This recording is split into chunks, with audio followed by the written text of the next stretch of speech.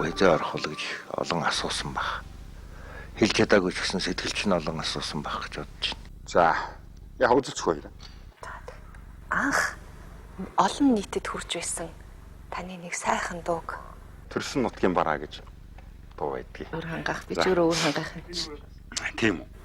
Нэр нь үү? Нэрээ өөр хангах. Оо, тэгвэл одоо нэг айхтар биш тий. Сул тал тийм. Альва юм учир шалтгаантай юм байна лээ. Ер нь манай аавын бие муудад тэгээд өөр хангаан дээр их бороотод очиод ангийн гол үерлээд нутг руугаа очиж чадаагүй аав нас орсон байсан мэдсэн би. Тэгээ нөгөө гол ирэг дээр аав манаас орсон. Тэгээ 3 2 чанлуу. Тэр бол аав байхгүй ээж байгаа тухай.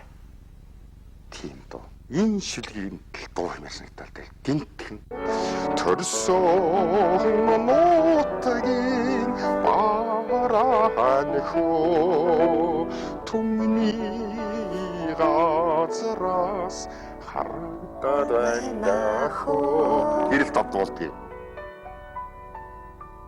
Танай нутгаар гантай гэж. Манай нутгаар ер нь тэр орхоноос урагшаа ер нь бороо жоохон багтаа байгаад байна. Тэр намар тийшээ гайг болно дээ. Тэр одоо олон том улсууд төрсэн газар чайлсан жуугаа тэгэл пөрөдөрж байгаа юм. Чи Та ч өөрөө их тийм өргөн хүн учраас олон салаа замаар л хүрээсэй гэж хүсэж байна л да. Ганцхан хөгжмөнч биш. Одоо ер нь бид нар жишээ нь хөгжмийн зохиолч хүн гэдэгтээ ганцхан хөгжим яриа л. Баримлч хүн гэр яг нэг ингээ баримлыг яриад ахаар утгагүй болчиход байгаа маа. Ихэм хүн гэдэг чинь өөрөө энэ ажилсаг хүн юм. Ажлаа мундаг хийцэн тэгэхээр ихэм гэж болохгүй байгаа маа. Юусе бүхнийг нэг агшинд хурааж мэдрхийг хүн хийгээгүй юмыг бүтээж өгнө гэж ухаарах хэрэгтэй. Тэгэхээр чинь ажлаас өөр зүйл байгаа байхгүй юу? Ихэм гэдэг чинь утга нь өөрөө хүн байгаа даа. Хүн ихэм гэд нэрлээд байна уу тийм? Монгол тулгтны зүүн эрхэм. Би бол ингэж л ойлгодоос тэр эрхэм хүн гэдэг чинь ямар мэрэгжилтэй байх нь чухал биш. Яг л тийм болчиход байгаа сүултээ. Тийм ямар мэрэгжилтэй байх нь чухал биш. Тэр эрхэм яг нэрээ эрхэм хүн бол эрхэм хүн юм бол энэ хүн гэдэг амьтныг базаж, задалж, нэгтгэж, салгаж ингэж ухаардаг болцсон хүмүүсийн тухай юм байгаа гэж бодоод байна.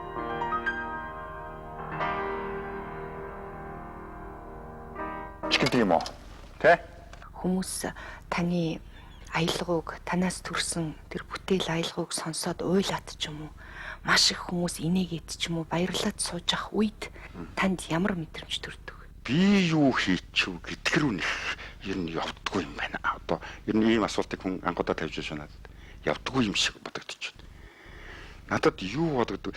Яагаад инээв? Яагаад ойлов гэдг рүү дахиад явдаг. Тэр хөгжимтэй гэж дуурсан. Тухайда мантхан одоо юу гэдэг чинь одоо жишээ нь мантхан одоо хөгжмийн нөгөө төгөл дургаараа гэдэг тоглолцол яг ингээд төгөл дургуур явж байгаа л морин хурнууд орж ирэхтэй зэрэг л улсууд л гэх юм гэх юм. Тэгэл төгсгөлийн тэр харанг цохтой зэрэг л хүмүүс чигтэй их оригддаг болтой. Тэгэхээр би бол би олчиж гэхээсээ илүүтэй яагаад тэр морин хурнууд зэрэг орж ирэхэд ингэж байгаа юм бэ? Яагаад ялгалгүй монгол хүн ялгаагүй англи хүн ялгаагүй яг ингэж байгаа. Ямар очиртай. Японд тоглосон ялгаагүй, Нүүбийн танкнд тоглосон ялгаагүй. Яагаад ингэж байгаа юм бэ? Гэдгийг л бодох гээд байгаа юм. Тэгээд би яг зүгээр тийм жишээ хэлсэн болохтой зэрэг зөв морин хууртай холбоотой бол юу юм бэ лээ шүү дээ. Морин хуур бол нэг хийл шиг мундаг чадaltaй хөгжим зэвсэг бол биш. Яланчил шиг одоо бид нар гайхуулаад мундаг ярих юм биш үү? Тийм мундаг чадaltaй тийм техник гаргаж чадах хөгжим зэвсэг биш шүү дээ. Тийм биш. Гагцхүү тэрний гаргаж байгаа их шиг нь өөрөө амтай.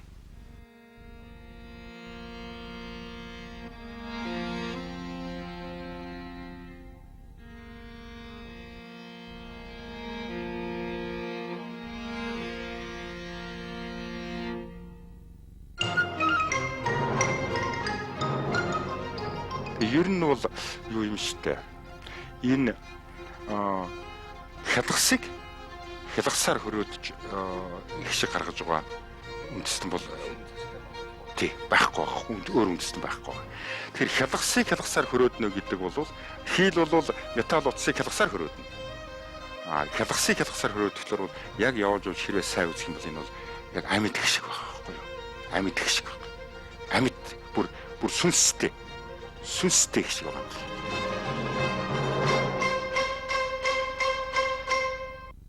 Хөггүй хуур бадраахан зохиолдор байгаа байхгүй юу?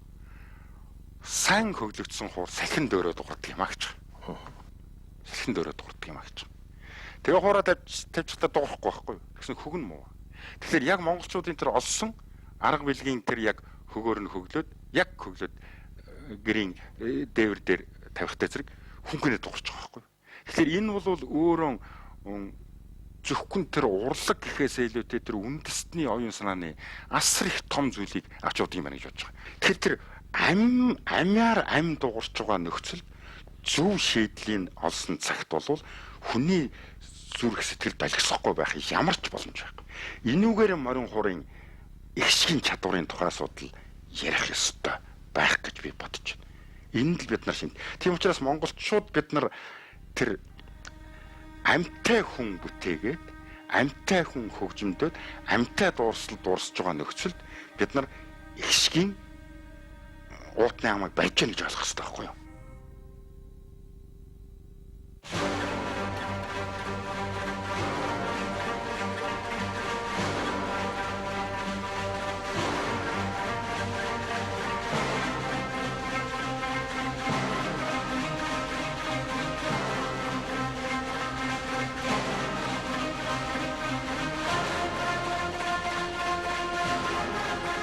Их сайхан юм аа. Морин хуур гэдэг юм.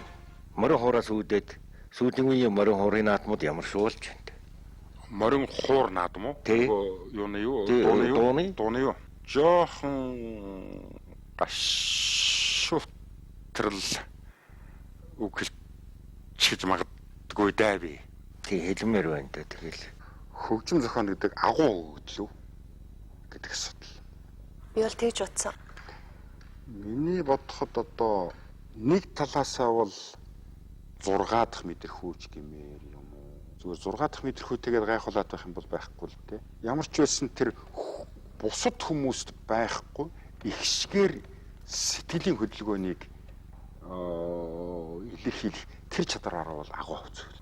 Дууны яруу найраг гэдгийг энэ шүлэг бичиж байгаа хүмүүс амархан гэж боддог болцсон юм. Хүн болгон хийж чадна гэж боддог болцсон юм уу? Нөгөө талаасаа бол жирийн үзэгдэл байх гэж бодож байна. Хөгжим бичнэ гэдэг бол. Ихшгээр л бид нар зүгээр ярьж байгаа байхгүй юу? Зүгээр ярьж байгаа байхгүй юу? Тэгэхээр уучлаарай. Хөгжим бичих чинь энгийн л зүйл гэж та хариулж байна л да нэг талаасаа. Тэгэхээр хөгжмийн нот гэдэг ямиг л эзэмшчихвэл нотыг л би заалгачихвал би биччихнэ. Үгүй. Тийм байхгүй. Тэгвэл одоо улсын филармоны бүх хөгжимчид чинь хөгжим зохиолч болж байна. Тийм л бож таах гэдэг юм. Та бол түрүүн цөмөр нот надаас илүү мэддэг байхгүй бид нар чинь. Бүгдээрээ тулгачаад цөөхөн хөгжим зохиолж байгаа байхгүй юу? Хөгжим гэдэг бол авьяасаар төдийгүй ухаанаар бүтдэг урлаг байхгүй юу?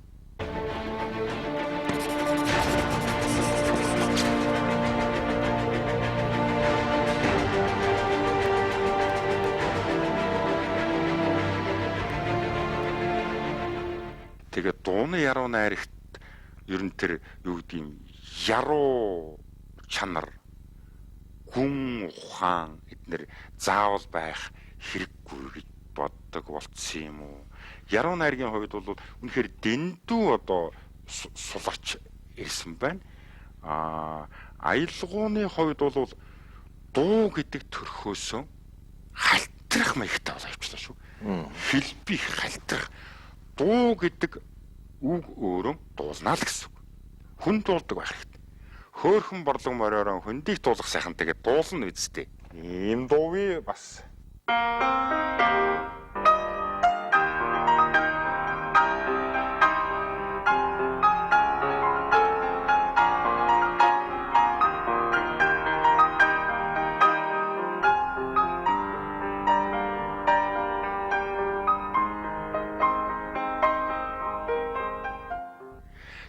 одоогийн морин хуурд орж байгаа дуунууд чинь бол хүн сурахын жарга байхгүй, дуулахын жарга байхгүй. Баахан олон аянууд, баахан шүлгэнүүд ингээд залхачихсан. Ингээд багтдаг.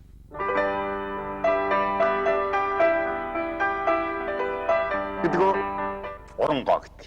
Энэ эчин хорлоо гэж түүхч хүн надад авчирч өгөөд. Тэгээ би дуу хийсэн. Хоёр дахь дуу миний.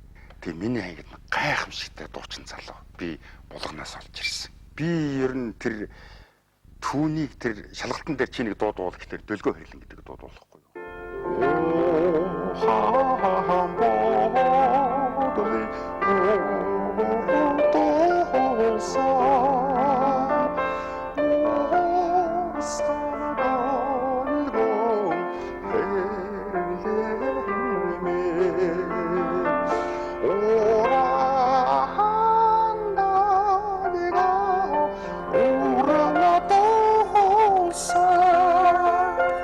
Ингэж дуулахгүй. Тэр уран долгоо уран дуусан гэдгийг нь ямар гоё дуусан бэ? Энийг чин зэрэг гэдэг хөөд. Энэ нөгөө төрийн шаналт хөгжмийн зохиол чин зэрэг. Шин зөрөхгүй чи өөрөө тэгж дуулдаг хүмүүс. Тийм. Миний шар. Миний олж ирсэн шар. Миний анги хөө. амьдрал жаргалд минь надтай учирсан алтай насны дуулал байжээч.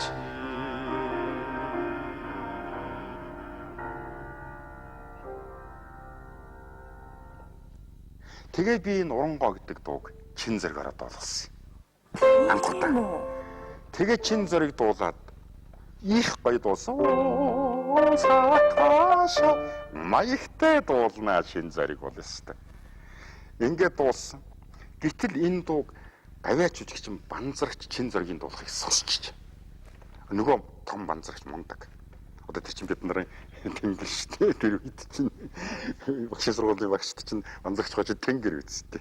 Тэгсэн банзрагч над дээр ирлээ. Миний доо чиний нэг их гоё урангой нэг дуу байна. Ахан дуулчмаар ах юм. Заал үсттэй. Аваач үжигчин банзрагч. Тэгээд дуулаа сурахгүй би сонсоогүй. Тэгэхээр май нэгний баяр болтгий. Энэ 73 биш 72 он санагдчихэ. Тэгээд бид нар чинь нөгөө нэг засгийн газрын ордон дээр тууг барьсан хүн бид нараа нөгөө юу фон гэдэг нэг юм хийлгэн. Тэгээд юу ч парадч дууслаа тарий гээл яг ингээл талбай дээрээс хөдлөхөл гэтэл цагаан холоотой талбай дээр цагаан холоо гэж юм байна шүү дээ. Дууллаа банзрагч талбай дээр.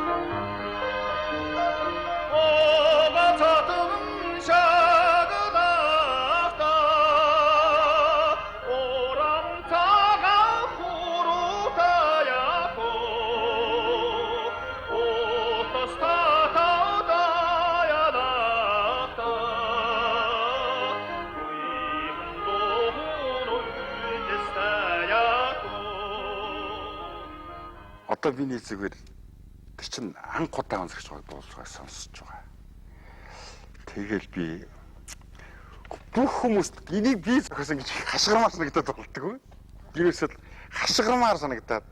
Тэгээ хашгирах гэхлээр нэг эв нь олдчихгүй. Би сонир.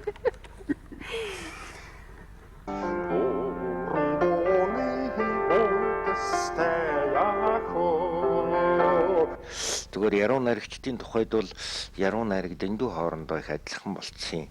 Хоёрдугаарт би юунээс ингээд зарим яруу найрагчдын дууны шүлгнээс би өөрийнхөө мөр шүлэг энтрийг уншдаг штеп. Яахан харан буух шиг болсноо л тэгэл одоо яа их хөвдөө. Аянаас ч би нэг фраз аяа сонсон штеп. Тэгэн штеп. Тэг сонсч л байгаа штеп бид нар. Тэгэхээр ер нь энэ хөгжим яруу найраг гэдэг зүйл чинь цоо шин юм гэж байх боломжгүй энийг эргэлдэж л байдаг ч юм уу? Энэ ямар учиртай юм бэ? Цоо шин аялгау бичих боломж бий юу? Гэхдээ бид нар бол энүүн шиг юм хийх юмсан л гэж бодно ухаас энийг авчихсан гэж боддог байхгүй юу? Би ч өөр ангаа хүмүүс шүү дээ. За өөр ангаа гэдэг би ч дайруулаад илчлээ. Би ч бас юу шүү дээ. Тим би шанахтай хэрэг 5 төгрөг өрнөлээд байдаг нутгийн хүмүүс шүү дээ. Тэ. Надаас өмнө хөгжим байгаагүй бол би хөгжим бүтээн гэж байхгүй баха. Тийм учраас түүнийг анхаарах баха. Түүнийг анхаарах. Тэр бол би ганцаараа хөгжим бүтээдэг юм биш байх. Ундрашгүй, барагдашгүй зүйл үү гэвэл хүнээрээ л барагдах байх. Миний хөгжим надаар л барагдана.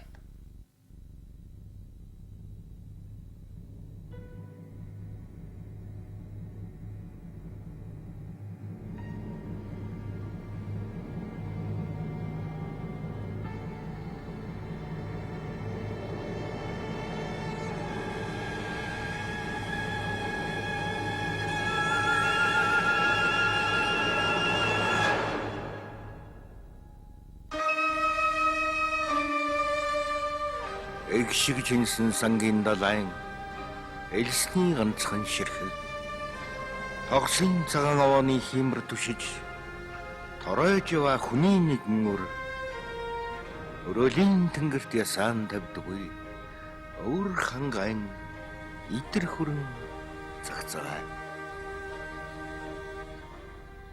Танин мэдхгүй нийгмийн байгууламж хүн байгаль орчлонгийн харилцаануудад тодорхой төвшөнд өөрчлөлт, хувьсгал янз бүрийн юмнууд эрэхтэй зэрэг нэг харагдж байсан юм Шекспирийн логикоор нэг өөр, Тавгсрангийн логикоор нэг өөр, Чайковскийнхоор нэг өөр, минийхэр нэг өөр харагдаад байхаараа шинэ юм бий болоод байгаа юм шиг байгаа байж магадгүй. Тэрнээс уг нь бол хуучин зүйл. Өөр хөгжмийн аялахгүй бол надад байхгүй. Өөр хүний хөгжмийн аялахгүй бол надад байхгүй. Тавгсрангийн шүлэгт өөр хүний бадаг байхгүй байлгүй дээ бурхан минь. Өөр хүний байлгүй дээ гэж байдгийг мэдэн шүү дээ. Энд ч гэсэн одоо мэдгүй. Яг хуулаад бичиж. Хуулаад бичсэн бол гайгүй баха. Зүгээр өөр хөгжмийн зохиолчийн ингэж хийсэн зүйл нь тэгж хийгдсэн байж болно. Би бол тэр Чингис хаан киноны жишээ нь одоо юуны ая гэж вэ? Чөлөөгийн ая гэж вэ? Чөлөөгийн ая гэж. Нөгөө хилээ огтлоолоход хуурдаа сууж байдаг ая.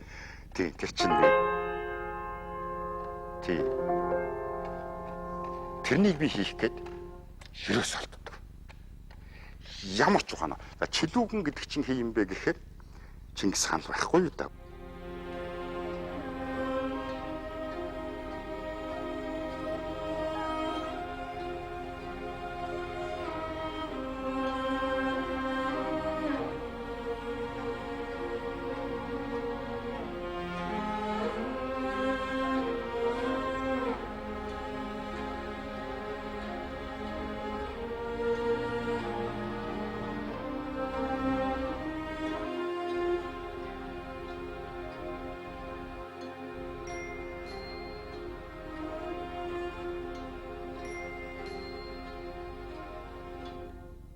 Яг хийдүр, хоосон дүр учраас яг хөгжмийн хувьд бол тэр үндэстэн биш. Их гачиг. Их сонирм. Ер нь матаруудтай холбоотой нэг юм болдог шүү дээ. Татарууд руу очиход ээж нь өгцөн байгаад нэг чулуун өргөдөгчлөө яадаг ч үлээ тийм ээ. Тэр нэг тийм үндэстэн гэхэд хэцүү. Тэр нөхөр байхгүй юу? Чингис бол хаад барж байгаа юм л үстэй тийм ээ. Тодорхой. Чилүүгэн чинь бол тэр биш. Тэгэхээр чилүүгэн чинь надад их хэцүү байгаа байхгүй юу?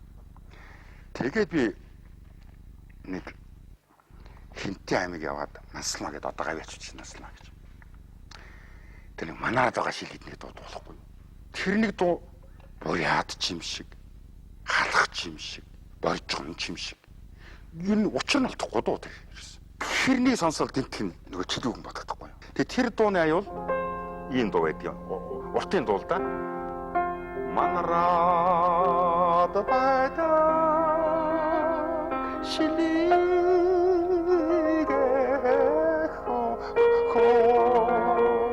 маргадар яаж тулхан велохоо чилүүгний аюул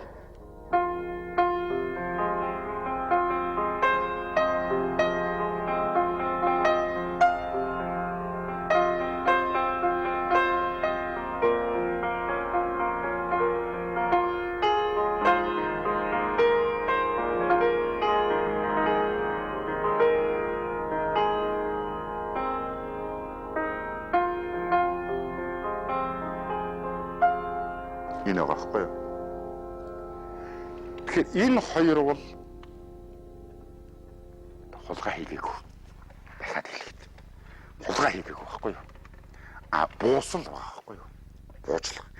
Тэгэхээр та мэдэндээ одоохондоо пүрэв дөрж байгаа эднэрийн яруу найргийг уншихад яг ардын дуу шиг сонсогдоод байдаг шүү дээ. Хулгай хийсэн юм гэхээр байхгүй. Юу л нэг хөх тайлбарын тэрлэг энэ төр ихтэй зэрэг чинь уургын уртыг барин юм гэмээр. Уужуу тавиул сугыг тавилаа. Уулын жаврын эсрэг нүм гэмээр. Ямар нудар хийлээч үлээ. Нөгөө л юндэн гөөгөө шиг хүзүүгээр чин жавар орно гэхээр хөвөнтөө дүүдөө ягаад өгдөг лээ. Юндэн гөөгөө шиг.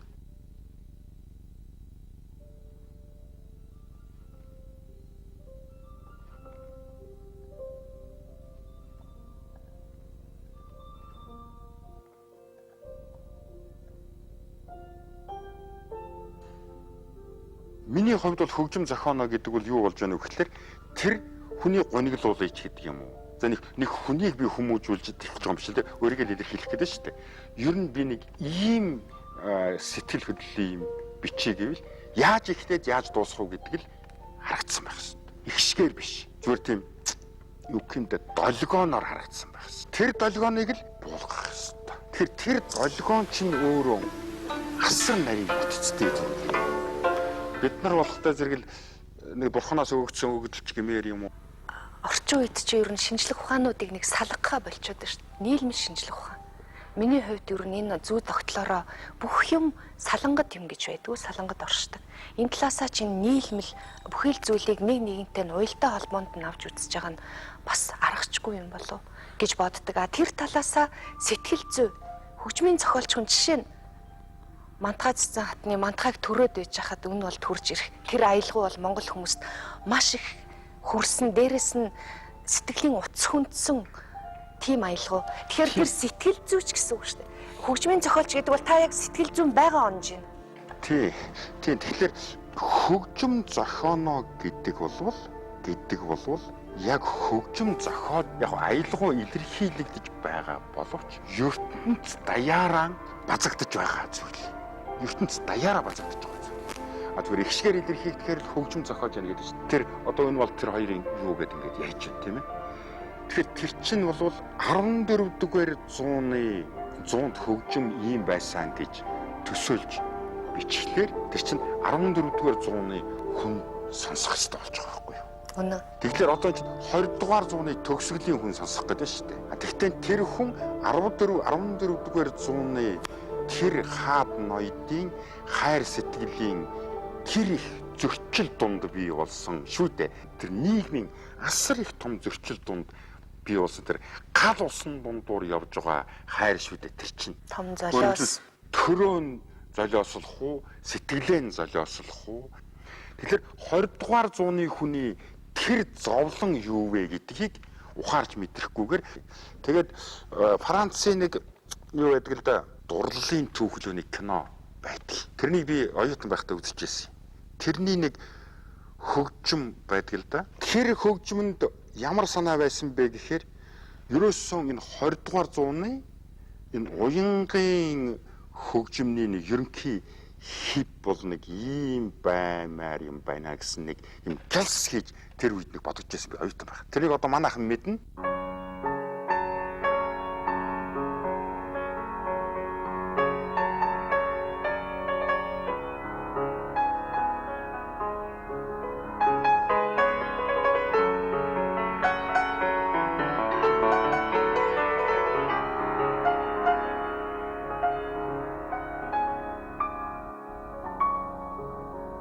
гэдэг.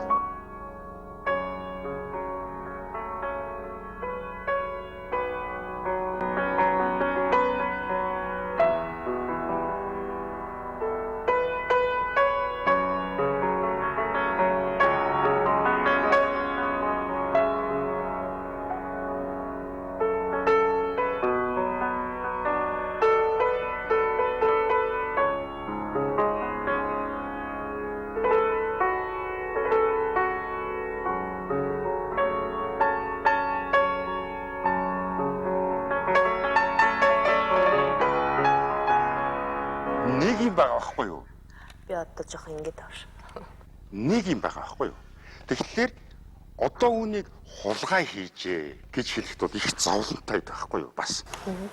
Тэгтээ хүн юм бүтээхдээ өмнөх бий болсон оюун сангийн үр төлөл дээр боловсрохгүйгээр зүгээр гайхамшиг бүтээж байдгүй л байхгүй.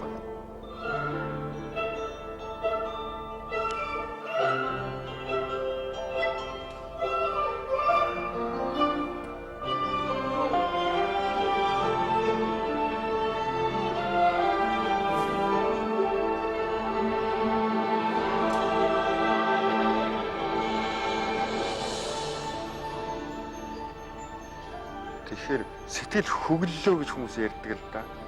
Энэ хөгжим сонссоод бол сэтгэл нь хөглөгдөж байгаа биш байхгүй юу? Харин хөг нь алдарч байгаа байхгүй юу? Хөг алдрахаараа хүн тайван биш болно. Уйлмаар болно. Сэтгэл нь догтлно.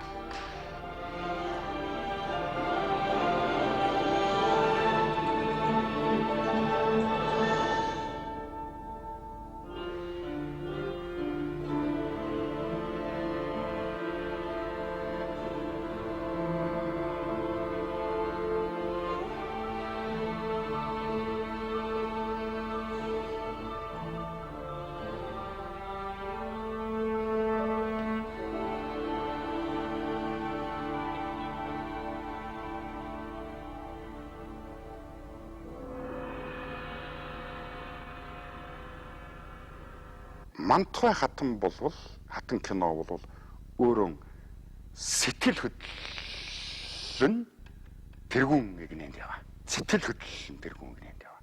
А мөнгө тэнгэрийн хүчин дор кинонд болвол ухаан бодол нь тэргүүн гинэнд яваа. Сэтгэл хөдлөл нь цаана байна. Тийм учраас хурдан түргэн одоо сэтгэлд нөхөхгүй байж магадгүй. Ойрхон түүхийн кино хийгээд хайрцагт орсон байсан. Хоёр дахь хөгжим нь хүрээгүй. Чингис хаан киноны аялгауг бичгэд та тийм байдалд орсон уу? Би бол ингэж боддгийг Мантхайг бол 2 үдсэн бол Чингисийг 6 үзэх хэрэгтэй. Тэгжээж учрыг нь олно гэж би боддог байхгүй юу? Энд бол айхтар санаанууд би. Хөгжмийн хувьд бол Чингис хаан киноны хөгжим чинь Мантхай киноноос бол хамаагүй илүү хөгжим шүү дээ. Би одоо өөрийнхөө хөгжимд судлаачийн талаас нь би үнэлгээ хэлж штэ. Өөлөн ихийн тэр аялгауг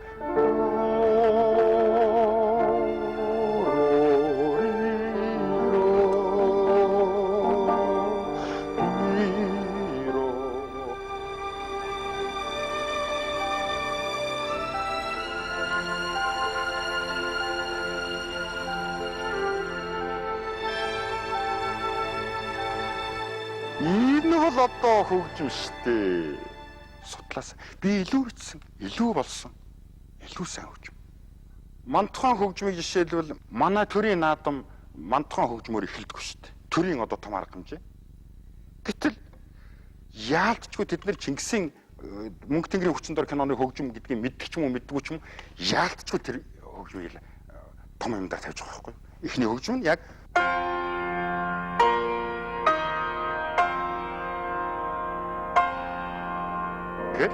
нэг тавьж байгаа. Ингээд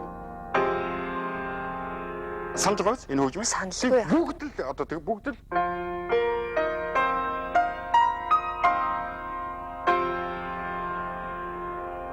тэгэхээр энийг энэ дуудлага бол энгийн. Гэхдээ энэ дуудлаганд бол тэр Монгол төрийн сүнс байгаа. Байх хэвээр. Би юу гэж бусдынхаар бол алдсан байж болно.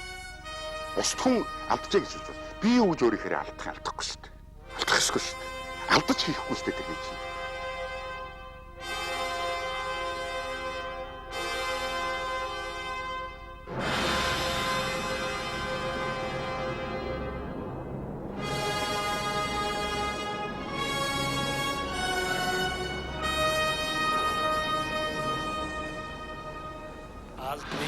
Альчаа бас альчаа тугай. Ахгүй төр минь хүү алдар тугай.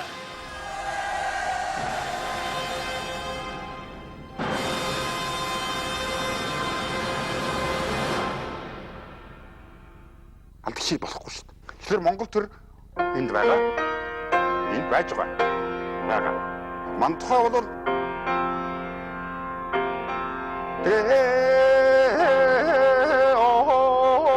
би өөрөө дуулаад эхэлдэг дээ кинонд тий. Тэгээ санаж байгаа биз? Би өөрөө миний холоод мөн байгаа биз?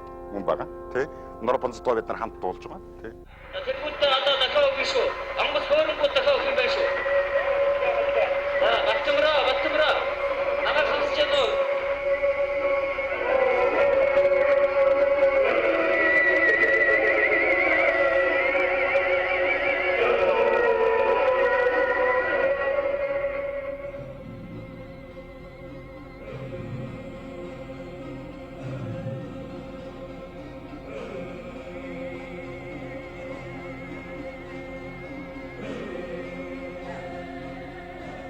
асар том орон зайн үзүүлсэн.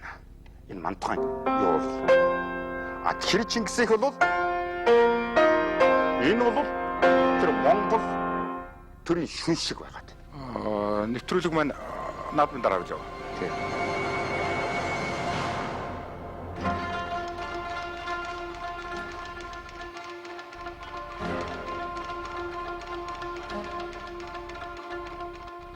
Тэгээ наадмын тухайд бол юу шүү дээ хөө.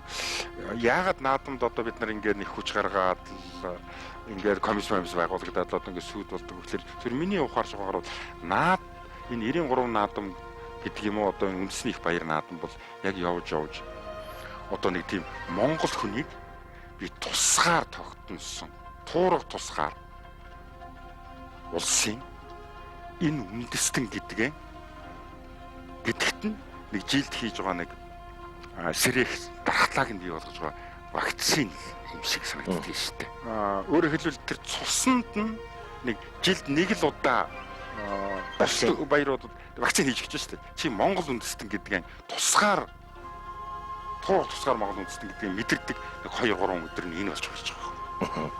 Тэгээ гоё. Тэгээ тийм учраас бид нар хүч гаргаж морин хуурай мянгаар нь бүтэн дуугаан. Тэгэхээр тэн дээр тэр үндэснийхэн уламжлалыг их ухаалаг хэрэглэх ёстой юм байна даа гэж ойлгох юм л да.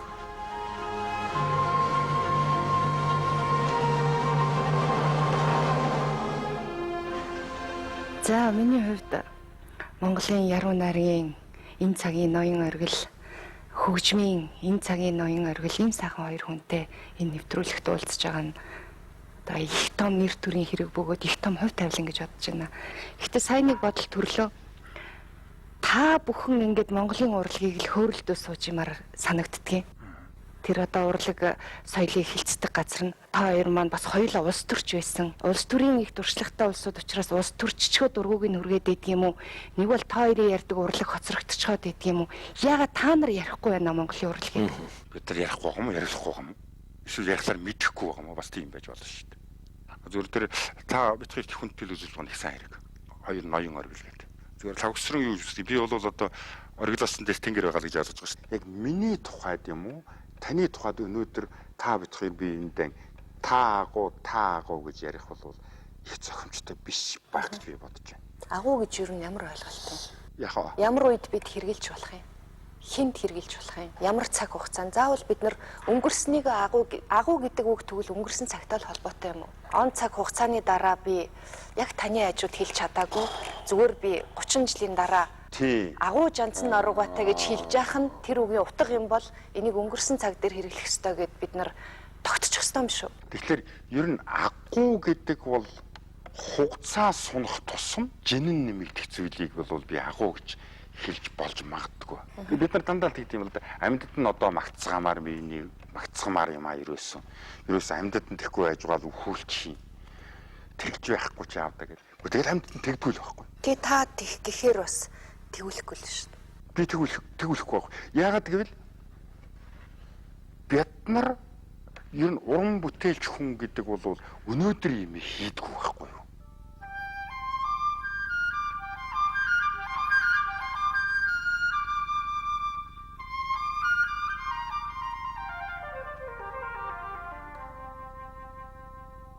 Хүнийг сайн нээж авч хоцорно гэдэг бол хэрэгтэй юм аа. Ерөөсөө өнгөрсөн цаг л байгаа байхгүй юу хүнд.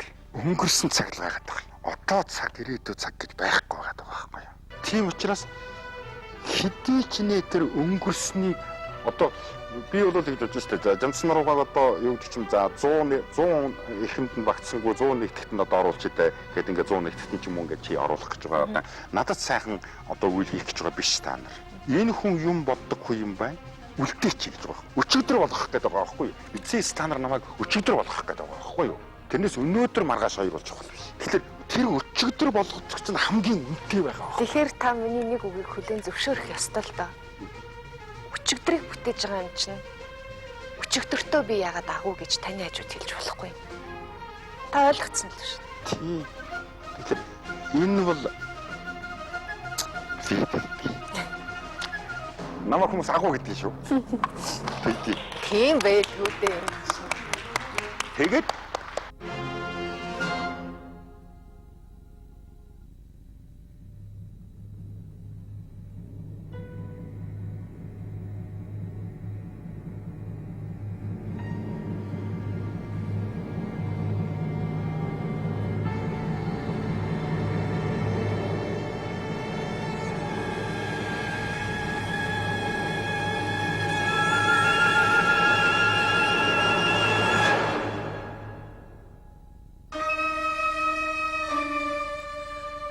Эгшиг чинсэн сангийн далайн элсний ганцхан ширхэг тогсын цагаан овооны хиймэр түшиж торойж ява хүний нэгэн өр өрөөлийн тэнгэрт ясаан тавьдаггүй өвөр хангайн идэр хүрэн цагцаа.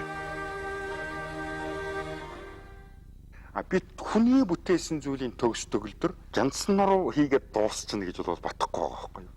Дахиад хичнээн 100 мянган жил ингээл явна. Хэдий ч нэ төгс төгөлдөр рүү явах тусмал төдий ч нэ хүний гэгээр л нэмэгдэнэ. Би бол оргил ихэр их баярлж байна. Би их магтаал дуртай болсон. Тийм хүн болохоор их баярлж байгаа шүү. Миний оргил толгод хоёрыг ялгаж чадах ард түмэн энэ телевизийг үзэж байгаа болохоор би их баяртай байгаа байхгүй. Хэс нэг хүн ч болсон миний тухай юм үг хэлж байна гэдэг бол бодит мөн чанараараа тийм биш вэ гэж бодоход намайг амьд байлгах гэж хэлсэн өдрүүчийн ярьдаг вакцин шиг үгүй гэж би баярлж байгаа байхгүй. Одоо бид ярьж өгөө ёо гэдээ одоо гүгээд байх уу? Тэр чин буруу байна гэдээ одоо гүгээд байх уу? Яагаад гүйж болохгүй гэж. Эрдэм чадлыг дарга, албан тушаал, мөнгө төгрөгнөөс дээгүүр тавьсан цагт л бид ч ярих болно, нэгт сонсох болно. Би бол ингэж боддог. Надаас илүү юм мэддэг хүнд би үг хэлж өгөхийг дандаа хийж авдаг юм би. Би тийм болохоор хүнтэй нэг ярих дурггүй. Анамын амьдрал гэдэг бол мэддгийн өмнө ичиж явах л их том зорилго баг. Юмаа ялгахаа болчих Харин тий, би хэлж болчиход байна л да. Юм сайн муугасаа ялгахтаа болчихсон. Тэгэхээр муунд сайныг муу гэж хэлж болдог. Сайн нь ч мууг сайн гэж хэлж болдог. Өөрөөр хэлбэл мэдрэмж болвол өвчтөн дээр тавьж байгаа яг онс шүү дээ. Чагнаар тавьж байгаа онс шиг мэдрэмж хийж хэлж. Энэ бол ийм байна. Энэ бол ийм байна. Энэ бол ийм байна гэдгийг ийм нэг тийм ялгамжгүй байдал руу орсон нь бол ер нь жоохон гонигтай юм шүү. Явж.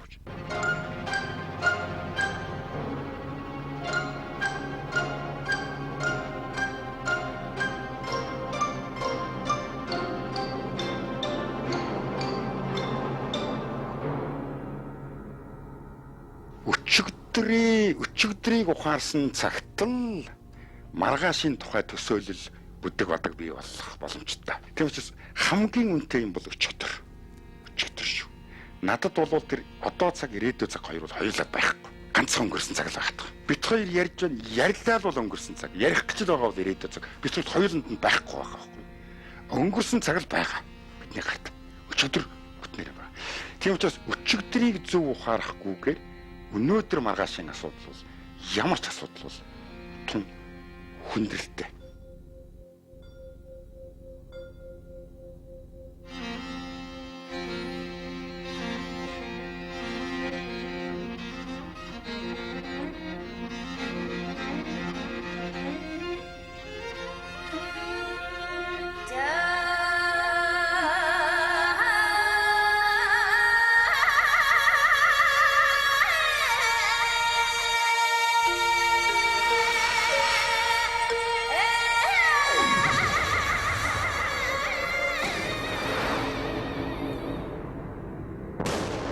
Монгол тулхтны 100 эрхэм.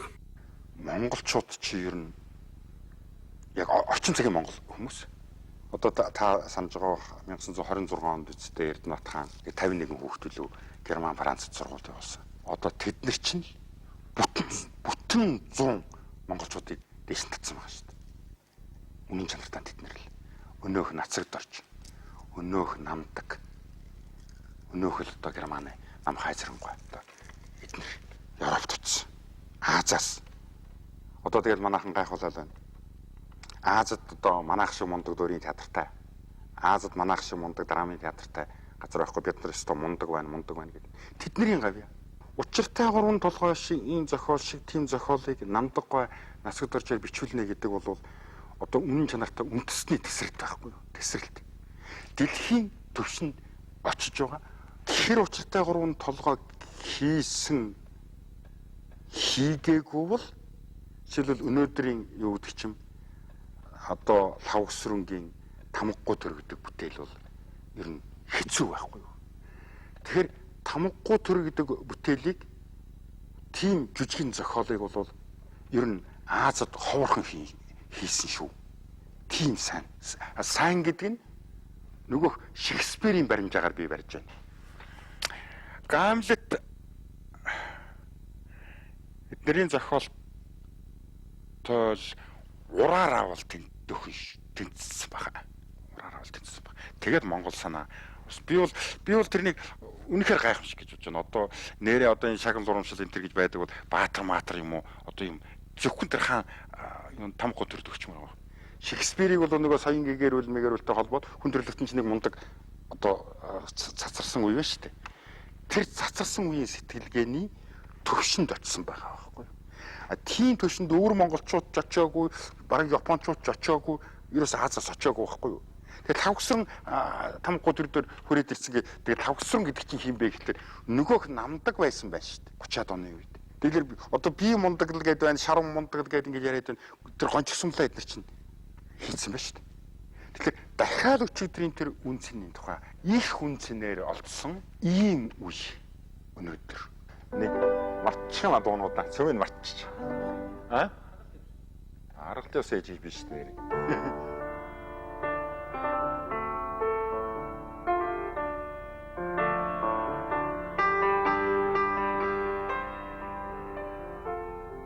Уран бүтээлч. Уран бүтээн гэж юу юм чухам юу гэлээ. Уран бүтээнэ гэдэг бол тэр сонсогч, үзэгч, хүртэгч тэгээсээ юм уу тхимсэн гэсэн бодлыг нь чадахгүй байгаа бодлыг нь гүйцээж бийжүүлэгчийг л уран бүтээл гэж хэлж болж байна.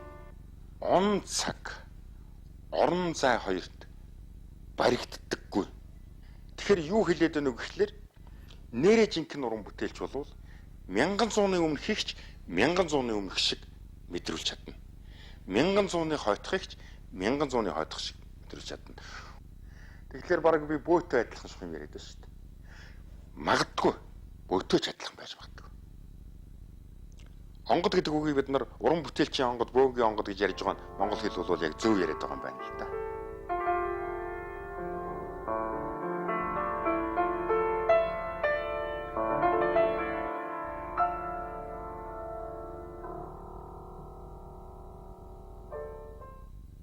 Хөөс яасан бэ яах вэ? Цагаан сувраг энэ тухайд бол яг дээ тэгэл мотор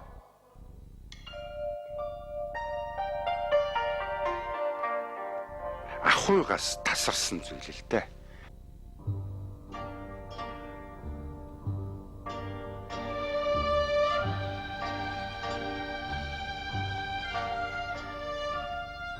Дотгошоо чимэлж хүн нэг энэ бодит буй орон зайгаас юугаараа ч юм оюун санаагаараа ч юм уу ямар нэгэн өөр төлөвт шилжихийг оролдож буй нэг бол арай өөр юмыг мэдрэхийг хүсч буй тийм хүмүүсийн дунд бол бүр энэ бол гайхамшигтай хөгжим.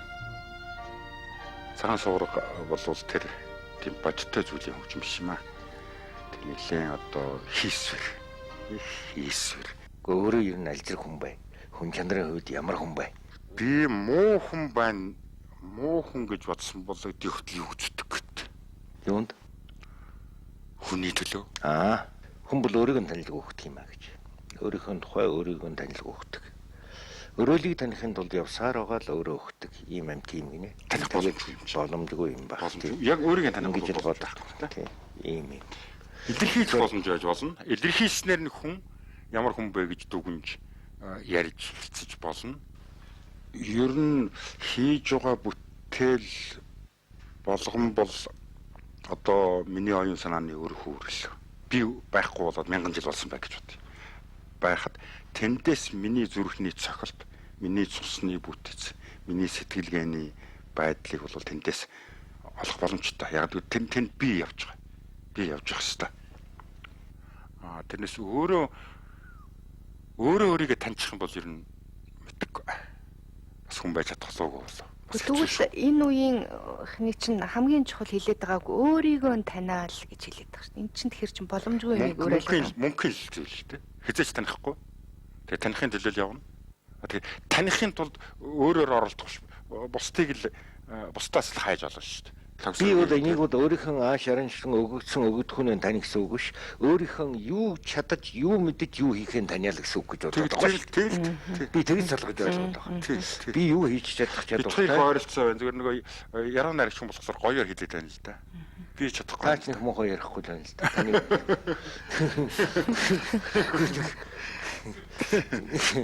гоёор хэлээд багтаж хэлэх үг болчихгүй юм шиг. гоёор биш, яруу найрагч гоё юм биш шүү дээ. Яруу найраг үнэн байх хэрэгтэй. Хүн байх гэдэг хүн байхаас хэцүү. Хүн байх гэдэг эцэг байхаас хэцүү. Амьд амьдрна гэдэг бол өгөхөөс хэцүү гэж.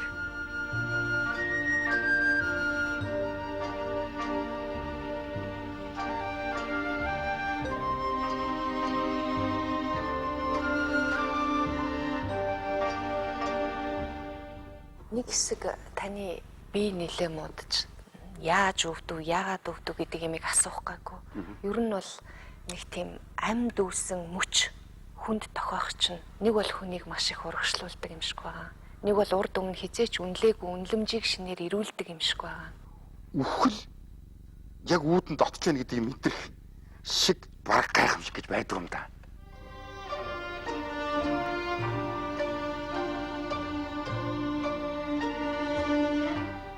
Хэмжээтэй. Үхэл бол ерөөс яг дэргэд байгаа.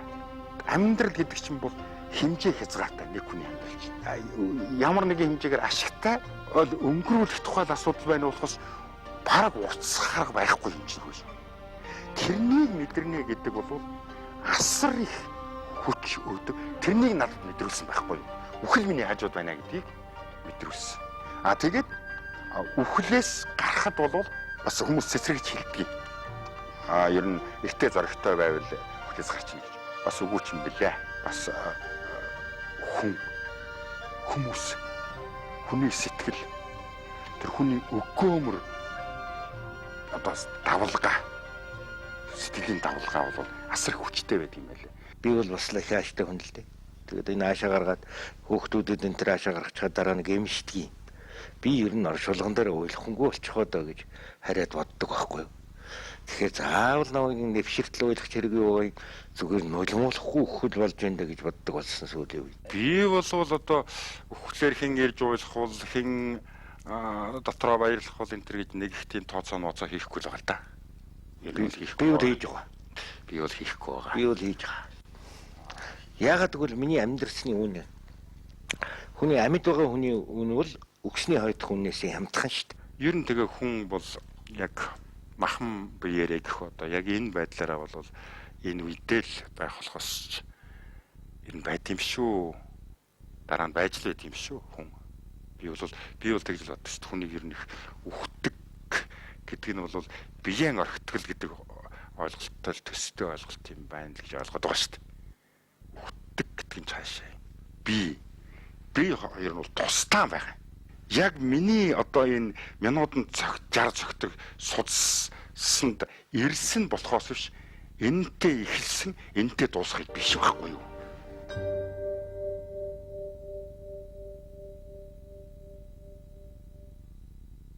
За ийм их үү?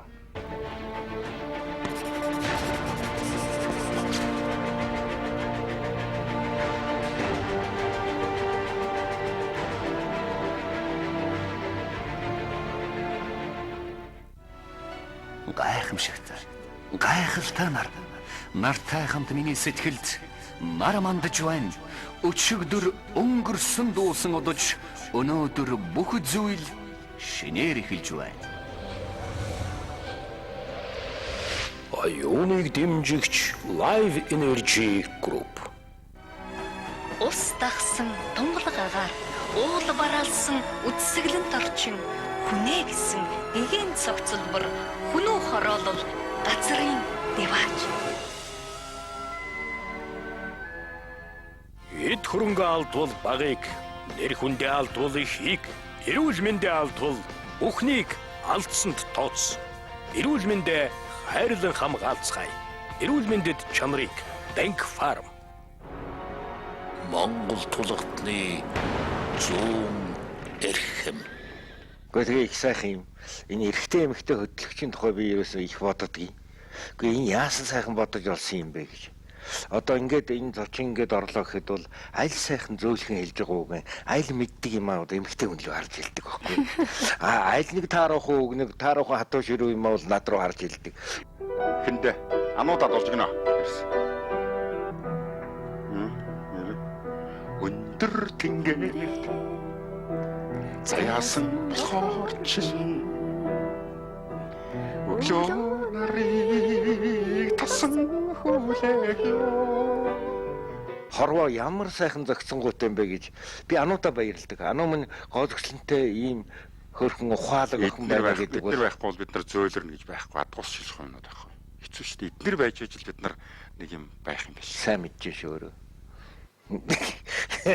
Сайн мэдчихэе. Жишээлбэл эмэгтэй хүнээр сэтгэлийг онох байдал дээр та хэр онцтой байдгүй, хөгжимшгэ байдгүй. Дуулдаг болохоор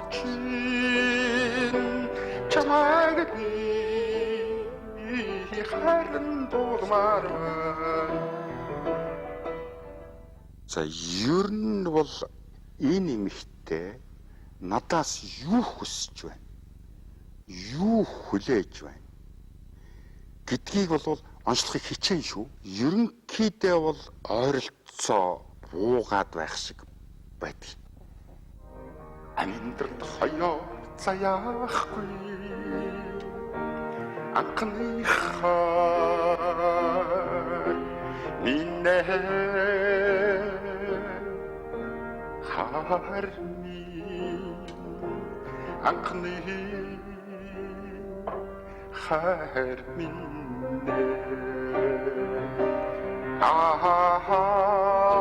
Каман дээр би нэг өөрөө дуулсан шүү дээ.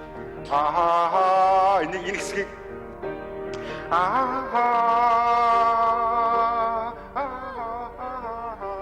Тэгэхээр таны яриаг сонсож байгаа хүмүүс энэ ямар сайхан хүн бэ гэд ахаад дараагийн төрөх асуудал бол энэ хүнд ер нь ямар эмэгтэй хүн таалагддаг юм бэ гэж би даасан гэхүү. Би даасан бодолтой хүн л ер нь миний сэтгэлийг татна л гэж би бодож байна.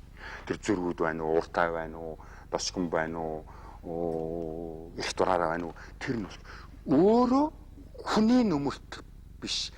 Нэг өөрөө ил нэг шиврээ боронд нэг цувгуу гараад ирдэг л хүн л бодоо амар байх юм.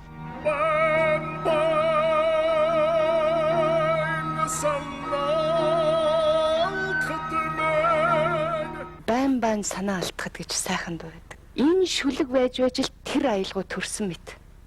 Нэг бол тэр аялгаунд тэр л шүлэг байх ёстой мэт. Ингиж нийлсэн тийм дуу санагддаг. Тий. Лавсрын бит хоёрын хувьд бол заага чи нэг шүлэг хийчлээ. Ай хийгээд өгөөч гэж лавсранч надад тэгж гуйж говшиж гэдэг юм уу? Эсвэл тушааж албатаж ирсэн хэрж байгаагүй. Тэгдгүү болохоор цөөн бүтээлээдэг тийм ээ хамтарсан. Би ч гэсэн лавсрангаас шүлэг өгөөч. Нэг ийм шүлэг чиний бичээд өгөөч, нэг ийм бичээд өгөөч гэж бол нэг гуйж байгаагүй. Их том байгаа үз бид хоёлаа их том юм байгаа үз гуйж байгаагүй. 280 зэрэгтэж авчаад. Ер нь лавсранг бол би насаараа л дагж яваа. Хөсөлдөж байгаа лавсрантай. Хөсөлдөж яваад. Юу бичих нь? Юу гарах нь? Ямар санаа хэлэх нь? Энэгүүгээр би бол байх энэ яг нэгэнт л бид нар энэ үед төрсөн учраас энэгүүгээр би байх бол ер нь ямар ч боломж байхгүй шүү байна. Бид хоёр нийлээл одоо арх уугаал элдв юм яриад тийм би ерөөсөө байх. Тийм хизээч байгаагүй. Ер нь би тавсрамтай ер нь тэгж ярих юм бол шүлгийн унших нь илүү дуртай болохоос уулзах дургүй шүү дээ. Яг явж. Ижил цэнгүүд дүлхэлт сэтгэлдээ. Тийм учраас та түрүүн би лавсрантай уулзах дургүй гэж чинь тэр жамаар л дүлхэлтж байгаа юм биз. Гэхдээ сэтгэлийнхаа мухарт авиасын тухайд хүлээн зөвшөөрөлцөл бол байх юм байгаа зү. Үүнийг нэг та хоёр маань хамт суусных. Би энэ шүлгийг уншаад уйлдах байхгүй. Байн санаа алдах. Та нар явж гэнэ үү? Байн санаа алдахад минь баруун хойноос салхилаад өгдүүлж байгаа.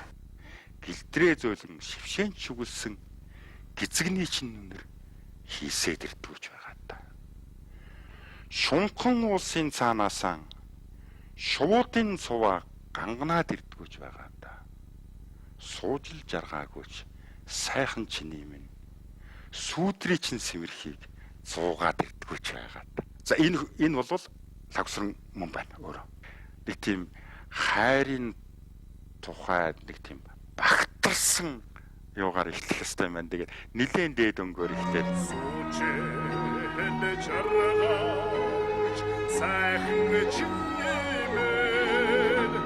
сүдрийн чин сэмэрхийг зугаад ирдгүүж байгаа да. сүүдрийн чин сэмэрхийг зуугаад ирдгүүж байгаа даа гэдэг хайр бол үнэхээр том байгаа биз. Сүүдрийн сэмэрхийг зуугаад ирэхдээ энд бялхах гэдэг нь шүү дээ. Тэр хайр бол том байгаа биз дээ. Том байгаа биз дээ. Том шүү дээ. Зугаад ирдгүүж байгаа да.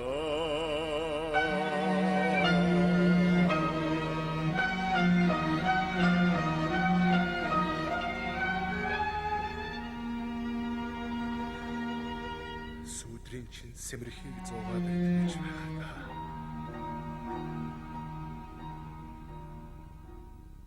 Тэгэл яг нэг ир дуутаа хайргүй байхын аргагүй. Чамдаан би хайргүй байхын аргагүй. Нөгөөх нь өөрөж яриад байгаа. Байн санаа. Тийм байдаг байхгүй. Тийм учраас яг бид тэр чинь янагалдаг юм аа. Нэг ойрхон танд юм ярих. Энэ дург. Би дург. Гэтэ ялагдтал бол их сайхан. Их харилцааны ял. Одоо хондоо та бидхэр ингээд нэг юм дээр маргалдлаа гэж бодъё тийм ээ. Үнэхээр маргалдлаа. Тэгэл надад сэтгэл ханамжтай үлддэг нь таны бодож байсан зөв гэж та бодоод гарах нь л надад их үнэтэй. Бурууч байсан. Ийм явдлууд зөндөө байдаг. Амьдрал зөндөө болж байсан. Би энд их баяртай байдаг.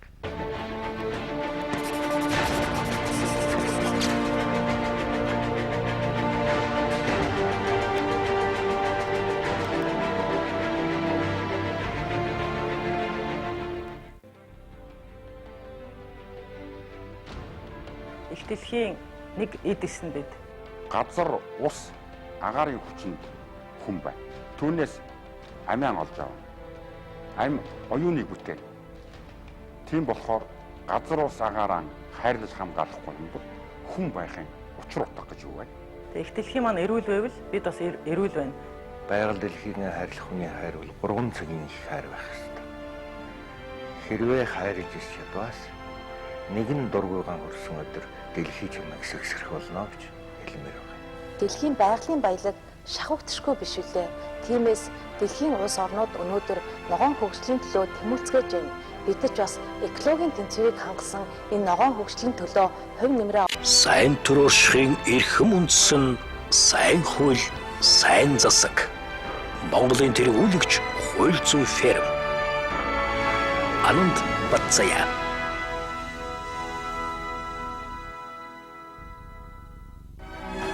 Ус дагсан тунгалаг агаар, уул бараалсан үдсгэлэнт орчин, хүнээ гисэн эгийн цогцлбор, хүнүү хороолол газрын дивааж.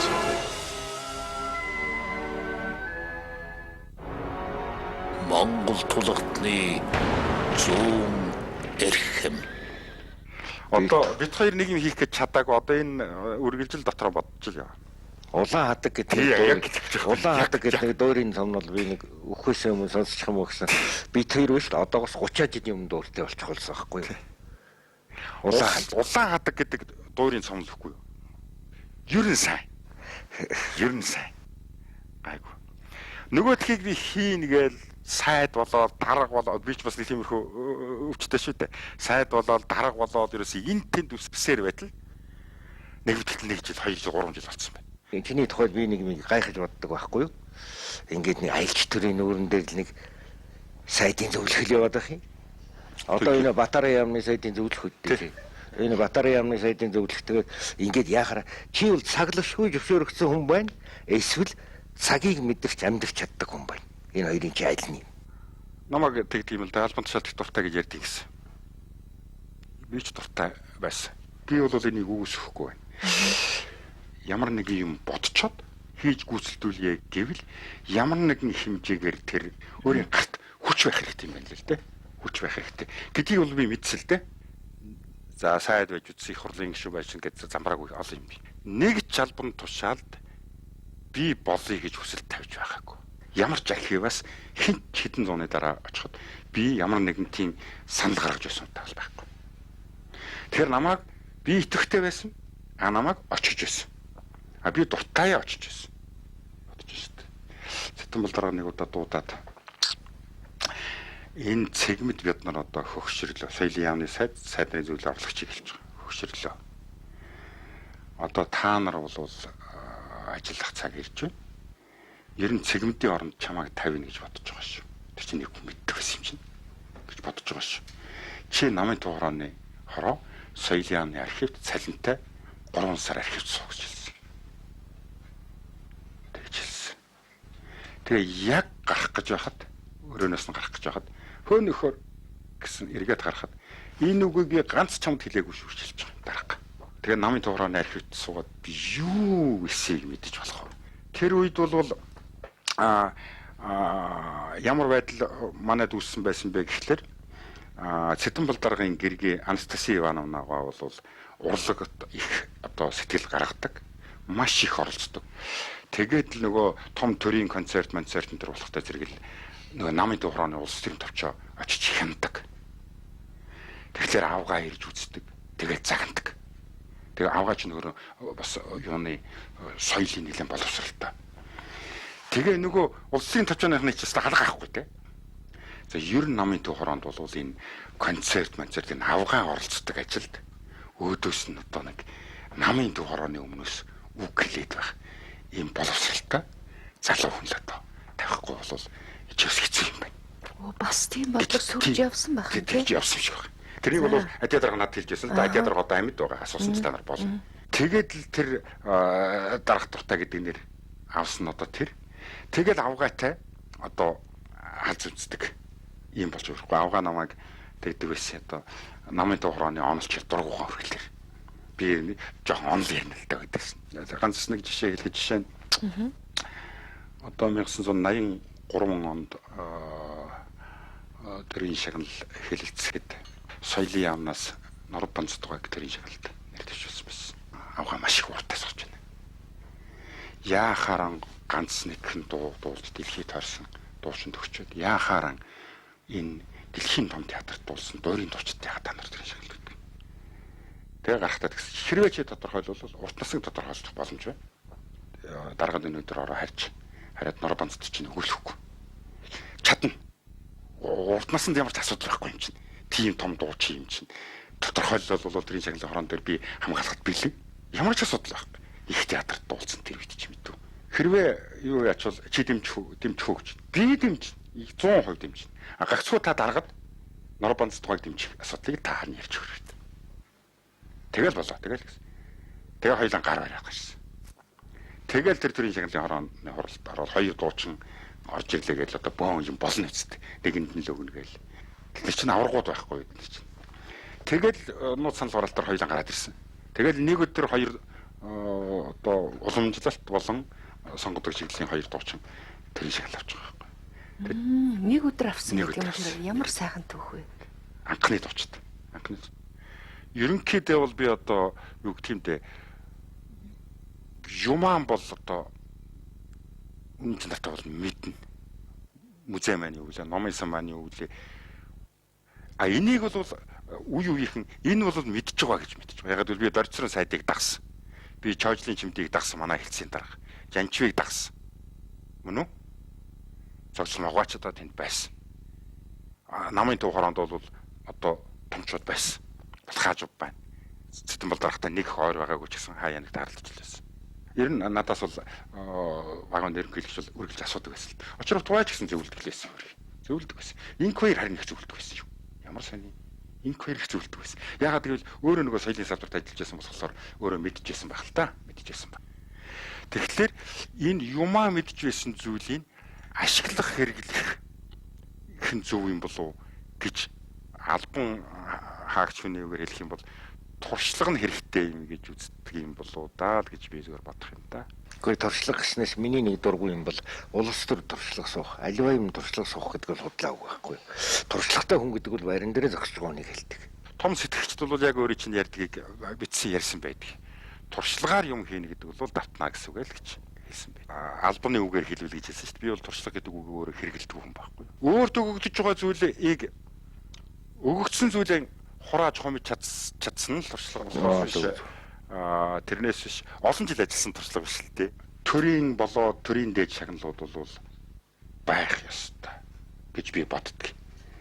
Манайхан бол байх хэрэггүй ч юм згээд ярьдаг л да одоо. Би бол нэгэнт төр гэж юм байгаад тэгээд бодлого гэж юмыг хийгээд тэгээд улс орноо хөгжүүлэх гэж байгаа бол иргэдээ урамшуулах хэрэгтэй. Иргэдээ урамшуулахад тэр бодлогыг явуулахад хүчин болж чадах үс тийм хүний бүтээл хөдөлмөрийг үнэлэх ёстой. Тэгэхээр бол шагнал бол байх ёстой. Шагналаас хүн ер нь татгалцдсан болов.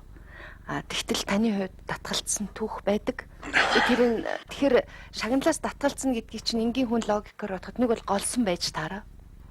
Нэг бол мэдхгүй одоо цаана нэг айхтар шалтгаан байсан л байж таараалах л та. Шагналаас бол хүн татгалцдаг байгаа. Тий? Өөрөө болвол зарим хүнд би байна гэж ойлгодог нэг юм байна. Би байна. Гончигсомлоогоо айд бол тийм ойлголт байгаагүй шүү дээ. Би байна гэсэн ойлголт бол байгаагүй шүү дээ. Бусад байна гэсэн ойлголт бий. Өөрөөр хэлбэл гончигсомлоогойд бол ямар зорилго байсан гэхэлэр өөрөөсөн илүү хөгжмийн зохиолчийг л гаргах нь үндсэн зорилго байсан.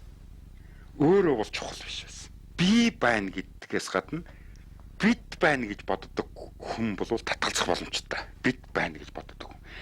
Бид байна гэж боддог хүн бол шилдэг хүн гэсэн үг бол бас биш. Зүгээр тийм төрлийн хүн байж болно. Тэгэхээр би бол тийм төрлийн хүн байж магадгүй учраас зарим үед татгалзах хандлага бол байдаг. Татгалзах гэхээс илүү надад бол хориг тавих гэдэг. Өөртөө хориг тавих юм аа. Татгалзаж байсан гэж хэлэхээс илүү хориг тавих гэдэг үг нь зөв байна. Тухайлбал та бодоод үзэлтэй яг эд миний үеийнхэн гавьяа тавьж байсан үед би сайд байсан. Одоо хинээр тодорхойлуулаад хинт би одоо тэр тодорхойлтыг өгөх юм бэ одоо. Асуудал ийм болж байгаа байхгүй юу? Тийм байна л да. Бүгд гавьяат болж байгаа байхгүй юу? Алтан хоёрыг одоо нацаг дорж бүгдээ ерөөс одоо тэгэл бүгд л хавсрам одоо ингээл ерөөс урлаг соёлынхан бүгд л гавьяат боцгож байсан. Болох ч ёстой тэр усууд. Хаа нэгэн газраас тодорхойлох гэдэг байсан л да. Тийм асуудал байхгүй. Тэгэл би 2005 он хүрсэн.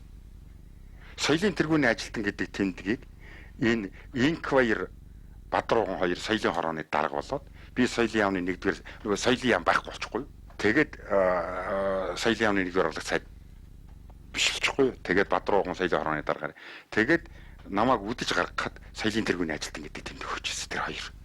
Тэр ч 2005 гэдэг чи тийм сайхных юм. Гүг би юу ярьж штэ юу 90 оны намрын юм ярьж штэ соёлын тэргүүний ажилтны. Тийм соёлын тэргүүний ажилтны.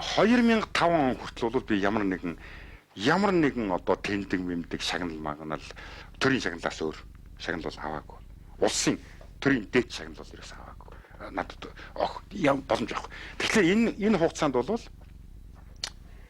бодоод үзэлтэй би 1985 онд гарын 5 хуруу киноны хөгжим хийсэн. 67 онд анхны дугаан хийгээд гэрэл тоддуулаад бүх одоо хүмүүс дуулсан. Хоёр дахь дуурангоо угаз хатхан шагналхтаа уран цагаан хуруутай яагээд банзарч дуулаад сохтой хүн хүртэл дуулж лээсэн хүн шүү дээ. 68 оноос хойш. Тэгэл сэвтэ нэг сэтгэлч гэдэг юм одоод мусан дуу хөгжим. Ижил хөөрхөн ижил дуугаар нь үсттэй. Тэгэхэд Адар сүрэнгийн чинь нэг хонгоо шиг хүнд юм дуурайд минийх болохоор нохоо овцолгоон л дуурайд байгаа байхгүй. 생생긴 소와 시공으로 차차기 울산던 오로다호 нэг гавьяат ер нь бас боломжтой баймаар байгаа байхгүй юу? Боломжтой. Тэгэл 20-50 сар бат чи нөгөө соёлын яам намын тухороо хөгжмийн холбоо дахиад сайд гээд 20-50 сар бат 2005 он хүрч байгаа байхгүй. Тэгээд байгуунд ерөнхийлөгч тэгсэн туслах нь уцдгийг. Дарга төрийн 2 дахь шагнал авсныхаа дараагаар насаа хойш хийсэн бүтээлүүдийн жагсаалтыг нэг өгч гэсэн. За би дотроо бодлоо за маань хүн чинь урлагийн гавь сэтгэлтэн л өхөнтэй надад. Одоо өөр юм байхгүй юм чинь урлагийн сэтгэлтэй өхөнтэй. Оо зарлиг унсан чинь ардын жүжигч нэ. Зарлиг уншиж шүү. Ардын жүжигч. Нөгөө гавьятыг алгасаад тэгээд бодлоо. Тэгтэн тэр өрнөлгөн дээр бас их сонио. Монгол төрийн соёлын бодлогыг боловсруулан хэрэгжүүлэх, хөгжмийн урлагийг хөгжүүлэхэд үнэтэй хойно үүсгэн. Ер нь ардын жүжигчний үнэлхэн дээр тэр төрийн бодлого гэсэн юм байна. Минийх дээр байгаа баг.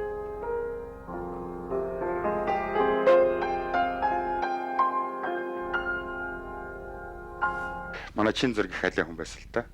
Би энийг телевизээр ингэж ярихгүй юу? Нэг сэтгүүлч асуухгүй юу?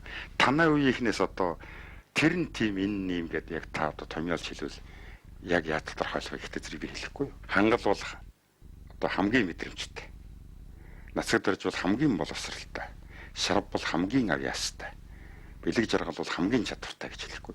Нөө чин зэргийг мартчихжээ. Телевизээр мартчихжээ. Тэгсэн чин зэрэг нэг хүнтэй жасан баг. Миний хийг давтаад хамгийн мэдрэмжтэй хангал үнэлэлтэй хамгийн боловсралтай нацаг дөрж хамгийн авьяастай шарав хамгийн чадвартай бэлэг жаргал хамгийн тэнэгэн жандсан нур гэсэн гинэ. Гэвч чинь гайгүй юм хийгээд байдаг гэсэн чинь. Гэвч чинь хамаг байдаг авьяасан хөгжмөс бус юм төгс юм чинь гэсэн. Өөрөөр хэлбэл чин зэрэг юу гэж бас багштай болохоор тарамсцэл явдаг байсан байна л да. Хэрвээ дарга сайд хийгээгүй, хэрвээ энэ хөгжим судлаар оролдог зөвхөн хөгжмөн зохиосон болвол нэрлж болох байсан гэсэн санаа байхгүй юу? Тэгээд тэрнийхэн хувьд бол би хэмжээний хувьд бол би алдаа хийсэн.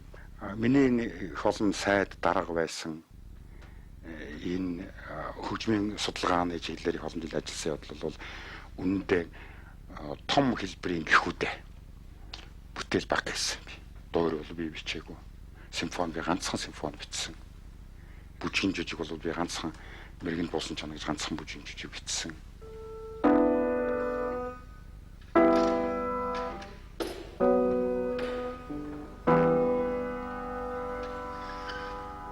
Намаа хүн юм хэлт юм л да. Дуур бичээгүй ч гэх шиг симфони их олон симфони бичээгүй ч гэх шиг гэл тэгдэг юм. Заавал хүн болгон дуур бичих хэвээр юм явж.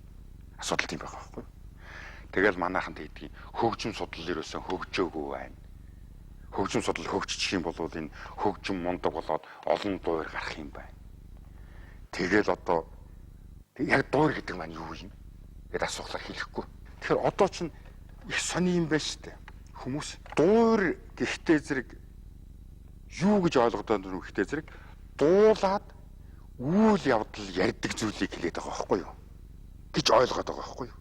Тэгэхээр дуур гэж юу вэ гэвэл яг тийм тодорхойлт би үзээгүй. Зүгээр сонгодог тодорхойлт дуурч хэлээ гэвэл дуур гэдэг урлаг бол юу юм бэ гэхээр дуучин гэдэг мэрэгчлэтний бүхэл чадварыг илэрхийлэх тайзны хөгжим бүтээлийг хэлэн ойлгож байгаа. Дуучны чадварыг. Тийм учраас учиртай гурвыг очиж үзээд хайрын юм нансалмааг балган аваад явчлаа гэдгийг ойлгох гэж очих биш. Нансалмаа дуулж байгаа хүн яаж дуулж ийнэ гэдгийг очиж үзэх гэж байгаа гэд дуур гэж байгаа байхгүй юу? Тийм учраас дуур үздэг хүн бол учиртай гурван толгойг үзэх гэж очдгоо. Үздэг хүн бол нансалмаад өнөөдөр хин дуулах юм бэ? Жавзан дулан дуулах юм уу? За жавзан дулмыг сонссон би үгүй. Шинэ залуу дуучин гарч ирсэн. Тэрнийг очиж балганд тэрнийг дуулуул очиж үзье. Евгенианыг нь бол тэрнийг дуулахыг очиж үзье гэж байгаа болохоос Евгенианыг нь тэр Татьянагийн захиаг очиж сонсох гэж байгаа юм биш байхгүй юу? Яг энэ талаас нь аваад үзэх юм бол Монгол одоо 30 орчим дуур гэд нэрлсэн юмтай. Яг миний хэлж байгаа тодорхойлт руу төгсөн нь бол ерөөсөн үнийн чанартай насгад оржийн үүлэн заяа одоо гончигсмлагийн үнэн бэлэг жаргалын намбагоноос гурвал байгаа байхгүй юу? Төгсөн. Одоохондоо та бодоод үз. Жинхэнэ дуур гэдэг Тоска гэдэг дуур байна. 4 хүн дуулна. 2 цаг 40 минут дуулна. Тоска дуулж байгаа хүүхнийг хэрвээ яг өөрийнх нь дуулж байгааг нийлүүлэх юм бол тайзан дээр бүтэн 50 хэдэн минут дуулж байгаа байхгүй юу? Тэгэхээр нэг дуучны чадал харагдаж байгаа биз? Харагдаж штэ. Гуниж дуулна, баярлаж дуулна, өшиж дуулна, үхэж дуулна, тэгж дуулна. Тэрнийг хөгжмийн зохиол ший. Түүнийг дуурийн урлаг гэж хэлж байна. Та залуу хүн байхдаа сонгодог урлагийг бол их мундаг юм аа. Яасан гайхамшигтай дуулдгийн, ямар гайхамшигтай ингэж харж исэн гэж байгаа. Дараа нь мундаг муухай юм аа гэж ботсон гэж байгаа. Энэ ямар мэдрэмж вэ? Энийг би танд хэлсэн юм. Би сонссон юм аа. Хүнтэй ярьж байхад нь тий. Тэгэхээр энд их магадгүй эсвэл би их жижиг ч юм бодож байгаа гэж магадгүй. Эсвэл өөрөө их ч том асуудал байгаа гэж магадгүй. Их Монгол хүннүү үүрэн хэдэн жил болсон тэгэл байхгүй. Нөгөөх мундаг Чингисийн эзэнт гүрэн хэдэн жил болсон. Мөнгө юм шиг л байсан байх та. Өнөөдөр Америкийн нэгдсэн улс мөнгө юм шиг л байна. Ер нь хинт хүч байна. Түүнд бол манлайл буюу дагуулал байгаад байд юм л да. Тийм учраас би бас нэг яриа дээр хэлж ирсэн. Одоо өнөөдөр манай эмэгтэйчүүд одоо давхраа танууд тавиулах гал нүдэн зүсүүлээл том хөхтэй болох гэж одоо мис засал хийлгээл ингээд байна. Энэ бол хүчтэй газар сайхан харагдаад байгаа байхгүй юу? Тэгэхээр хүчтэй газрын хүүхнүүд сайхан юм шиг. Тэгэхээр би зүгээр 13 дугаар зуунд хэрвээ өнөөдөр их шиг одоо ийм технологи ийм хүчтэй хөгжсөн болвол одоо Европ хүүхнүүд хамраам намхан болгох гэж мис засал хийлгдэг юм. Нүдтэй байнгаар болгох гэж мис. Өөрөөр хэлбэл хамгийн хүчтэй улсын юмн сайхан харагддаг. Юмн сайхан. Тэгэхээр Европ 17 8 дугаар зуунд их хүчтэй байхгүй юу? Хүчтэй шүү дээ чинь. Үйлдвэр хөгжсөн капитализм гэж юм чинь хөрөнгөний нийгэм асар хүчтэй. Тэр хятад чинь зүгээр анжистай л үзээд байхгүй юу? Тэгэхээр энэ хүчтэй газрын урлаг соёл нь хүчтэй хөгжөөд ирэхтэй зэрэг сайхан байхгүй юу? Сайхан болохгүй юу? Сайхныг дэлхийд дагж байгаа байхгүй юу? Тэгэхээр тэр хүчтэй газрын юмыгаа сонгодог гэд нэрлэлчихэд байгаа байхгүй юу? Өөрийнхөө хонгорыг дууснаас одоо Подмосковны вечрийг дуусна нарийн дээр гоё санагдаад байгаа байхгүй юу? Тийм байдал байсан байна гэдэг нь сүүлийн үед надад мэдрэгдээд байгаа байхгүй юу? Яагаад гэвэл хөөми уртын дуу морин хуурыг ялгаа байхгүй тэр хүчтэй улсууд чинь гайхамшигтай байна гэж хүлээж авч байна шүү дээ. Гайхамшигтай байна гэж хүлээж авч байна шүү дээ. Тэгвэл бид нар үндснийхээ хувьд сонгодог л юмыг л бүтээсэл байна шүү дээ. Тийм учраас хүний юмыг дуурайж эзэмшнэ гэхээсээ илүүтэй хүний хийсэн шиг өөрийнхөө юмыг хиймээр байгаа байхгүй юу? Хийж чадсан шиг хиймээр байгаа байхгүй юу? Хүнийхийг дуурайж хийх биш. Тэр эндээ л би өөрөөр хэлбэл сонгодог дуурийг сонсоход одоо ямар гайхамшигтай хөгжимт юм бэ? Ямар гайхамшигтай дуулт юм бэ гэдэг нь ойлгомжтой. Яг юм энэ ч миний юм уу хүний юм хэрэгтэй юм уу хэрэггүй юм гэж бодож байгаа байхгүй юу? Ийм асуудал.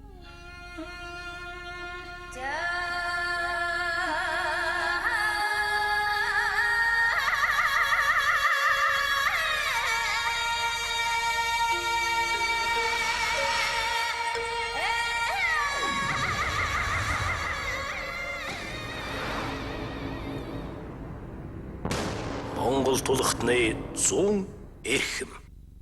Чин хүн гүрний үед өмсөжсэн хувцс гэхэд ухаад ахаар нэг олдчихж байгаа. Тий. Энэ хүн гүрнийх түүхэн юм байж ингээ багцаалтаад нэг нэгээс нь уйлдаад. Хүн гүрний үед монголчууд түүхэндээ эзэнт гүрнийг байгуулж исэн анхны одоогоор мэдэгдэж байгаа хамгийн том анхны тохиолдол. Монголын газар нутаг дээр тэр үед монгол хүмүүс ямар хөгжим сонсч тэр хөгөн задарч нэг бол хөглөгдөж байсан гэдэг бол ингээл мөнхийн онцгоор л яадаг байсан юм бол бид нар онц тавьж болно. Тий онцлоход онц тавьж болно.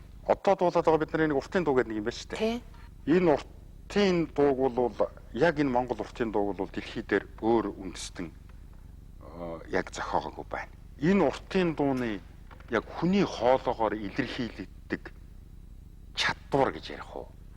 Чадварын хувьд бол ер нь одоогоор бидэнд мэдэгдэж байгаа хоолойн чадвар дотор бол хоёр том бүлгийн нэгнийх нь ахлагч байна дэлхий дээр. нэгнийх нь ахлагч бол уртын дуу. Нөгөөх нь бол Венецийн завжтын дуу. Венец гэдэг нэг завжтай шүү дээ. Такси байхгүй, таксийн завжтай шүү дээ. Тэдний дуу бол далайн төвшөнтэй. Ижил төвшөнд. Тэгээ нөгөө нэг агаар хүндрэх тусам нэвтрэх чадвар хэцүү. Тэгээд нөгөө завч чинь одоо би нэг сартаа шин одоо хаана явна, яа нийн гэдээ одоо хашгирч дуугараа одоо дуугаа авалцдаг. Тэгээд тэдний дуу чинь одоогийн бидний нөгөө дуурийн хоолой гэдэг чинь тэдний дууны дэг сургууль байхгүй юу? Оо гэж дуулдаг чинь. Энийг бол нөгөө задгаа театр бариад шинжлэх ухаан өгсөд ямар хүний дуу одоо хамгийн гол хүрэх вэ гэхдээ зэрэг тэдний хүрээд байхгүй юу? Тэгээд дуурийн дуу гэдэг юм чинь энэ. Тэгэхээр нэг нь бол хүмүүс дэлхийд даяар бол ашиглаад хэрэглээд нэг 300-400 жил болчихлоо. Нөгөөх нь болох дээр зэрэг бол ашиглагдаагүй байна. Энэ уртын дуу гэдэг юм. Хүн төрөлхтний хамгийн агуу ололт. Одоо агуу ололт гэдэг бол энэ. Ерөөсөө энэ уртын дуу дуулдаг чадвар. Тэгэхээр энэ уртын дуу дуулдаг чадвар бол юу гэхтэй зэрэг энэ хатуу 4 цагийн улирал донд дуу болсон одоо тэр аргийн одоо бие юм авахд тэгээд энэ нөгөө хичнээн мянган жил адуулсан энэ маллсан энэ малтай нөхцөлж байхад малыг одоо гэршүүлсэн ийм хүнээс л гарч болно. Ягаад гэвэл хятадууд чадахгүй дээ биш, оросууд чадахгүй дээ биш, болохгүй дээ байхгүй юу. Тэгэхээр болдго нь энэ. Тэгэхээр энэ бол хүн төрөлхтний одоо алтан судар уртын дуу.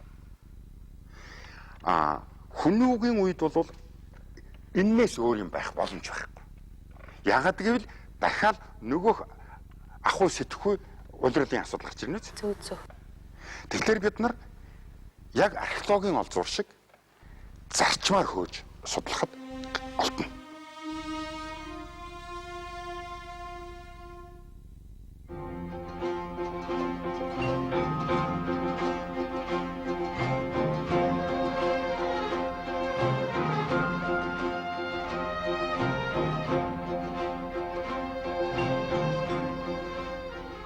Дахиад би хэлэхэд монголчууд дэлхийн хамгийн агуу үндэстэн биш ээ.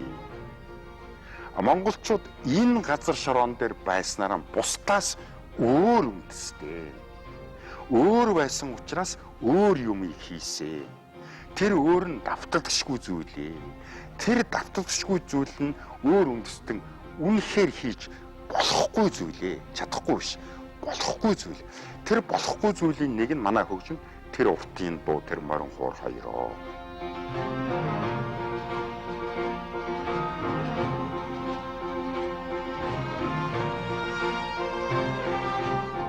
Тэр миний ойлгож байгаагаар бол ертөнцийн одоо 200 гаруй улсууд байна. Улс гүрэн байна. 3 хэлбэр байна гэж би ойлгож байгаа. За нэг 80-аад юм уу хувь нь бол үндэстнэр бүрдсэн гүрэн байна. Монголоор бүрдсэн, Монгол, Японоор бүрдсэн, Япон, Францаар бүрдсэн, Англиар бүрдсэн, Англи гэдэг нэг 80% байна. Энэ нэгдүгээр хэлбэр. Хоёрдугаар хэлбэр нь бол эд баялаг дээр тулгуурласан гэмээр юм уу, бүтсэн гэмээр юм уу тийм гүрэн байна. Хоёрдугаар хэлбэр. Энэ бол одоо Америкийн нэгдсэн улс, Канада, Австрали, Өмнөд Африкийн бүгд найрамд улс гэж байна. Иймэрхүү. Одоо төрлөх биш гэхүү газар орон дээр очиж үүсмэл ийм улсууд бий болсон. Нэг юм төрөл байна. Нөгөө нэг 3 дахь төрөл нь бол геополитикийн төвшөнд бий болсон улсууд байна. Тухайлбал одоо 56 үндэстэнтэй Хятад, одоо 30 хэдэн үндэстэнтэй ч үлээ Оросын холбооны улс энтергээд байгаа байхгүй юу. Тэгэхээр энэ гүрэн улсуудын тулгуур бодлогууд нь өөр байгаа байхгүй юу. Одоо жишээ нь одоо Япон шиг парламентын сайхан засаглалтай улс эзэн хаанаар юугаа хийнэ гэж бодогдож байгаа байхгүй юу. Өчнөө мөнгө төгрөг үлссэн одоо сар жилд нэг удаа ингэж гарч ирдэг. Англи одоо хатан хаанаар юугаа хийнэ. Одоо тэр хүүхдийн 2 хурмыг хийх гэж одоо хичнээн сая юу ч зардаг юм бэ бурхан минь одоо ерөөс бүхэн гэний ордон мортон замбраа. Зүгээр л ерөнхий сайд нь аваад явах парламентын сонгуулийг явах ёстой юм байхгүй юу. Ийм яагаад ийм байна гэж бас хүн бодох хэрэгтэй шүү дээ. Яагаад ийм байна? За манайх яг Оросыгаа дуурайгаад хаан гуулсан, Оросууд маань хааныхаа бушуухан алга болгосон. Тэгэхээр энэ 80-аад орн чинь Монгол хүн байвал Монгол улс байна гэсэн тулгуур байна. Япон хүн байвал Япон улс байна. Тулгуур байна. Франц хүн байвал Франц улс байна. Англи хүн байвал ийм байна. А нөгөө хэсэгт бол миний орны иргэн эрх чөлөөтэй аз жаргалтай сайн сайхан амьдарч байвал хар байна уу, цагаан байна уу, Монгол гаралтай, Хятад гаралтай, Испани ямар хамаа байна. Тулгуур үзэл нь тэр байна. Геополитикийн түвшинд би бас одоо Хятад гэх чинь жишээ нь Хятадтай баяа гэсэн үндэстэн ч байна. Байхгүй гэж зул болж байгаа ч үндэстэн байна. Оросд ч байна тийм ээ. Эдний чинь тулгуур үзэл нь тэр 56 үндэстэн эвэн нэгдэлтэй байх юм тулгуур үзэл. Тэгэхээр энэ 3 тулгуур үзэл чинь 3 өөр байгаа биз? 3 өөр байгаа болвол тэр төрийн за би нэг мэдэхгүй байж улс төр эдийн засаг энэ төр гэхэ болий. Ямар ч байсан оюуны салбар дах бодлого нь энэ тулгуур үзэлтэйгээ уяатай байх хэрэгтэй. Энийг л зөв уйж чадсан цагт л тэр улс байх хэрэгтэй. Байхдагаараа байх хэрэгтэй. Тийм учраас Япон хүн гэж ямар хүн байх вэ гэдэг тэр код байна шүү дээ. Кодекс байна гэнэ. Байна. Швейцар хүн гэж ямар хүн байх байна. Тэгэхээр Монгол хүн гэж ямар хүн байх вэ гэдэг тийм код хэрэгтэй бидэнд. Тэгэхээр Америк сайхан. Тэгэхээр хэрвээ Америкийн бүх юмыг авчираа тавина гэвэл тулгуур үзэл нь өөр шүү дээ.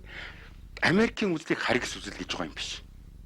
Өөрөө тэр тулгуур нь тэр юм чинь. Тэгэхээр энийг бол манайх ямаа самсан ч хүн өсгсөн ч бодох ёстой. Ерөөсөн ганц баг нь тэр багт байгаа байхгүй. Тийм учраас тэр соёлын урлагийн бодлого явуулж байгаа юм. Энэ тулгуур үзлээс байх ёстой гэж би ингэж бодсоор мухагсаар яваад өнөөгч од цаастаач тэгнэ. Одоо би бол ямар юм хийгээд байна вэ гэхтэй зэрэг ийм байгууллагатай би. Дэлхийн Монгол туурхтны соёл эрдэмтдийн сангийн ерөнхийлөгч би дарга дуртай шүү. Тэртээ цэлих Тэнгэрийн доор Монгол хүний үлгий би тэнүүн талын удам талдаагүй Монгол хүний сэтгэл би. Тэр миний бодол бол нэг хорчин монгол хүн, нэг халимаг монгол хүн орчуулагч авахгүй байхын төлөө явах хэрэгтэй байхгүй. Тэхийн тул тэр нийгмлэгийг ингэж ажилуулах хэрэгтэй. Бид нар хятадын иргэн байх нь иргэн бай гэдэг чинь өөрийнх нь эх орон юм чинь. Улаан өдөр төрсөн хүн чинь буряд юм чинь эх орон юм чинь. Тэрнийг заавал Монгол улсын иргэн байлгах тэр асуудал биш. Монгол хүн гэж цаадуулч бодож байгаа шүү. Бодож байгаа. Тэр нь муу хазар монголчууд ямар л болно. Одоо Пакистан гэхэд 2 том монгол генерал байна. Тэгэхээр тэгээ би энийг гэж дотор хөөцөлж байгаа. Тэгээ би түрүү нэг дуу аялж өгсөн шүү дээ та нарт нэг монгол үндэстнүүдийн тухай. Тэртээ цэлих тэнгэрийн дор монгол хүний үлгий бий. Тэний талын үдч холдоогүй монгол хүний сэтгэл бий гэж. Үлгийн нутгаар хармаар орин ихгүй удмаарван өглөө үдэшгүй дуулмаарван өнчин зүрхэж өргөмөрван.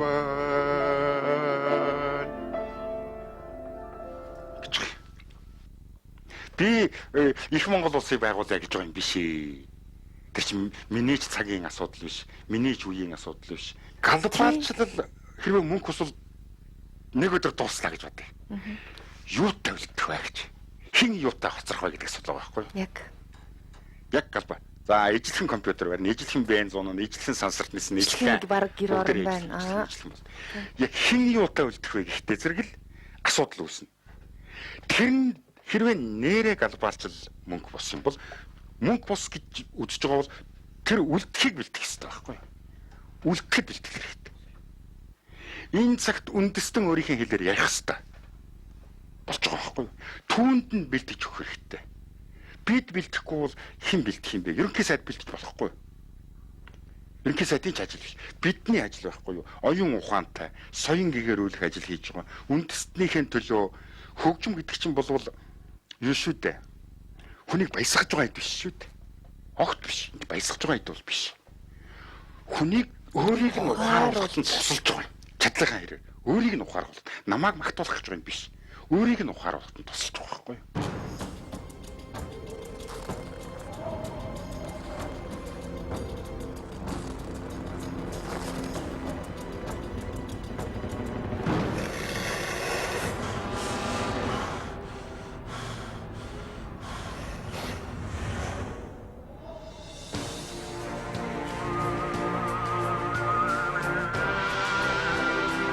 Ухаан эр зэрэг хиймэрийг би тэнгэр мэт шүтэн. Газар шоронд минь халдаар иргэстэд элдний ир сомны зэв зөхөн бодум шэниу.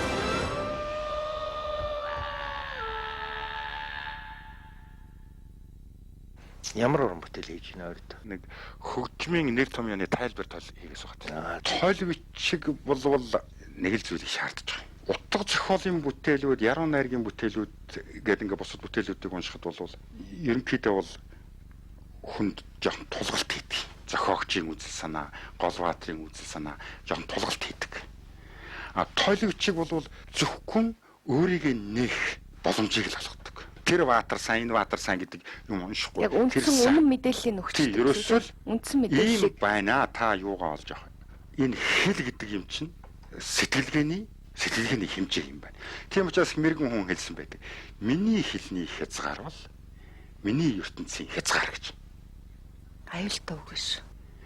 Тэгэхээр үндэстэн хүн хилэн боловсруулах. Өөрөөр хэлбэл хүн болгоны хичээх ёстой зүйл бол энэ хэлний асуудал байна. Тэгэхээр одоо нэгэнт нэг энэ хөгжмийн мэрэгжил бусад мэрэгжилтнүүдийг би бас тэгж хийгээсэй гэж бодож байгаа байхгүй юу? Хөгжмийн мэрэгжил ингээд эзэмшээд нэг онол мондол үзээд ингээд зэрэг энийг монгол хэлэнд нэг хөгжим гэдэг юм нэг минийхээр зөв нэг монголоор тайлбарлагдаж, онцлогдож, хэрэглэгдэж, ашиглагдаж байгаасаа гэж.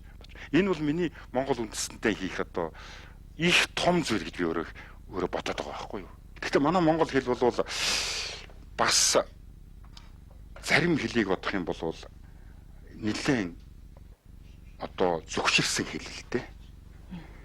Хэд хэдэн том давалгаануудад бол зохигдсон. Жишээлбэл одоо юу гэдэг юм 16-7 дугаар зууны үед бол үнэн чанартай төвд хэлэнд бол зохиулсан. Манай бүхэл томчууд одоо төв дээр яруу найргаа, төвд хэлээр яруу найргаа бичиж зохиолсон. Нэр ус бүгд солигдсон. Тэгээ төвд хэл бол одоо ингээл өлзий гэдэг үг, дэмбрэл гэдэг үг, суурга гэдэг үг бүгд л одоо төвд үгнүүд шүү дээ. Бид нар зүгээр л монгол үг гэж ойлгоод байгаа боловч тэгэхээр монгол хүн болгон энэ үг ямар үг вэ гэдгийг мэдмээр байгаа байхгүй явж явж. Тэгээд дараагаар нь бол бид нар манжчин улстай манж хэл бол өөрөө аль бисны өөртөө хэл болж нэг яасангүй хятад хан үндэсний хэл түрээд хан үндэсний хэл нэлээд одоо хүчтэй давалгаанд орж ирсэн. Тэгээд одоо хятад маягийн одоо байшин ч гэх шиг, индүүч гэх шиг, бууз ч гэх шиг, байцаа гэдэг маань цагаан байгаа шүү дээ. Гэх шиг ингээд үгнүүд орж ирсэн. Зарим үед бол баг үйл үгэнд халтах шинж бий болсон. Альва хэл үйл үгэнд нь ямар нэгэн хувьсэл өөрчлөгдөх юм бол яг устдах хамгийн том тохиолдол хэрэгж байгаа юм л да. Одоо бид чинь 80-аад оны үед бол орос үг үйл үгэнд орж хэцүү шүү дээ. Одоо пайдомч гэх шиг, кушат гэх шиг, спат гэх шиг үйл үг рүү орж ирэх юм бол энэ бол хамгийн аюултай одоо ер нь хэл сүнж байна гэж одоо ойлгож байна. Одоо бол англи хэлний нэлээд хүчтэй давалгаанд орж ирж байна. Тэгэхдээ ер нь төвд хэл орос хэл хоёр бол монгол хэлэнд их утасгалын хэлний төвшөнд бол их сайн нөлөө үзүүлсэн юм шиг байна. Англи хэл бол ахуйн төвшөнд ер нь хүчтэй нөлөө үзүүлэх нь бол их гэмтэй.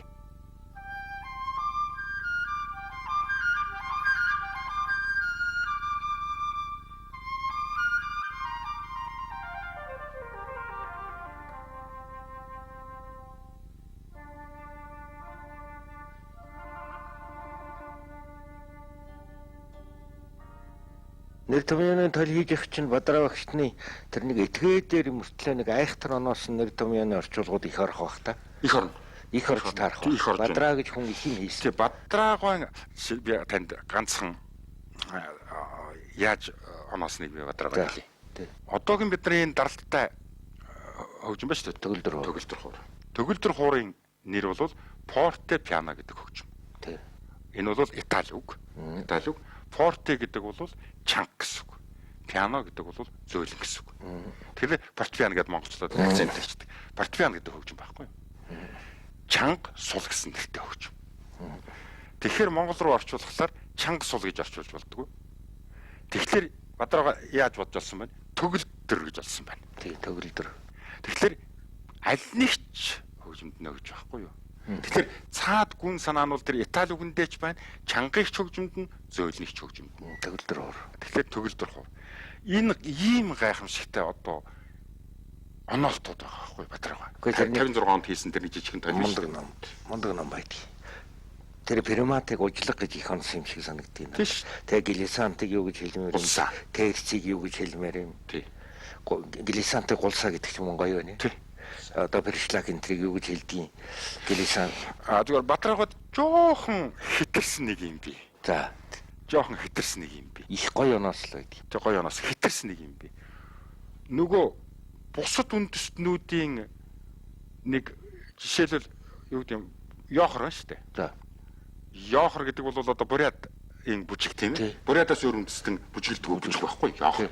Тэгэхээр вальс гэдэг юм уу, танго ч гэдэг юм уу, фокстрот энэ төргээл үндэстнүүдийн нэг бүр давтагдчихгүй бүжигнүүд шүү дээ. Тэднийг хитэр хийх монголчсан байгаа байхгүй юу?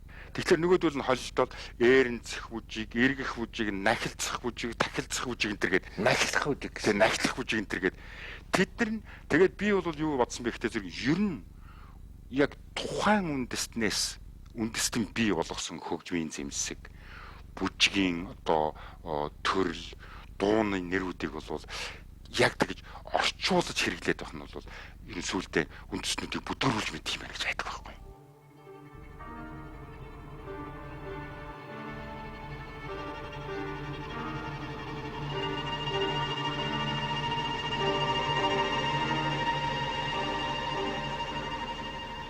Хэлний хүн, соёлын хүмүүс бол өөрийнхөө хэлийг, өөрийнхөө зүйлийг бусдаас илүү байлгахын төлөө тэмцэлгүй яах. Илүү байлгахын төлөө тэмцэж явахдаа бусдыг хүндэтгэх тухай асуудал бол тун чухал юм байна.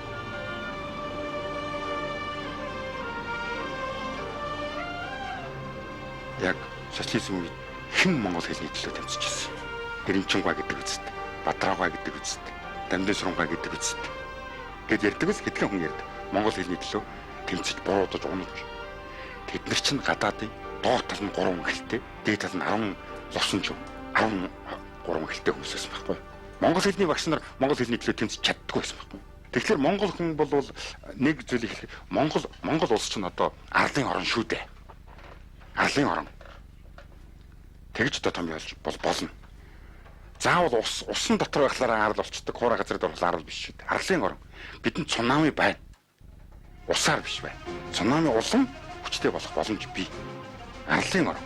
Тэгэхээр арлын орны энэ бодлого бол хүн болгоно хоёр хөшийнхээ аль нэгний нэг хэлийг мэддэг шахуу. Тэгээ нэг дэлхийн нийтийн хэлнээс оролддог.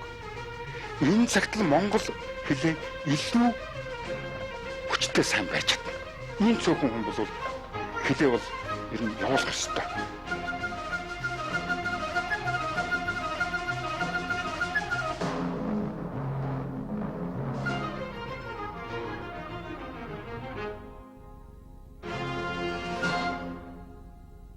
За ийм байна да Батар явъя.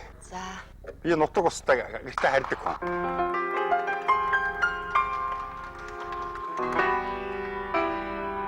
Метри яриа бол яг тэ заримдаа нохоо амар нийлээ, заримдаа хонио амар нийлээд ингээ болдог юм. Монголчууд ч нь бол хонио амар нийлсэн ярианд их дуртай штэ. Бидний өнөөдрийн яриа бол ингээд өөгдөг гэлцээд байгаа мөртлөө хамгийн их хонио амар нийлсэн яриа боллоо гэж би өнөөдөр бодлоо. Тий одоо жишээлбэл хавсраа.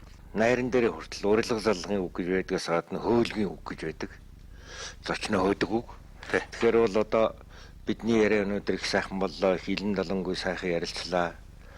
Ануугийн маань тавьсан асуултуудад их сайхан дэлгэрэнгүй хариулж. Цэнтэй асуулт бол заавал үнэтэй хариулт авдаг. Үнэхээр сайхан нэвтрүүлэг болж байгаа хаа гэж би бодож байна. Тэгээд Жансан Норвын маань унд ирсэн марны хөлн намарч хөлсөн хатжээ. Ингээд энэ удаагийнхаа нэвтрүүлгийг хамгийн их аз жаргал сайн сайхныг Монголын ард түмэнд өгөх ёстой өглөгөн өгсөн шиг өгөхийг ерөөлий дэвшүүлээ. Ингээд энэ нэвтрүүлгээ өндөрлөё. Чамд сайн сайхныг хүсье, эрүүл энхийг хүсье. Би ч хөөлөлөө чиж бодохгүй л байна л да. Лавсранч намайг хөөлөө гэж бодохгүй байна.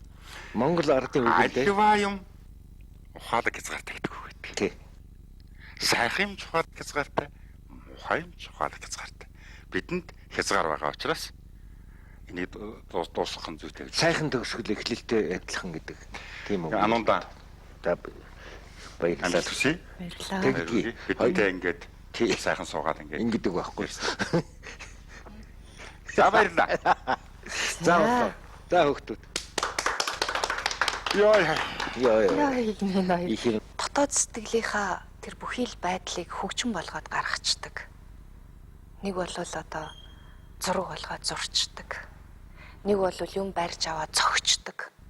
Ийм хүмүүс, тийм боломжгүй хүмүүсийн хажууд азтай ч юм шиг. Азгүй юм шиг. Яагаад азгүй гэж? Хэцүү шүү. Юм бүтэн гэдэг хэцүү шүү. Их хэцүү шүү.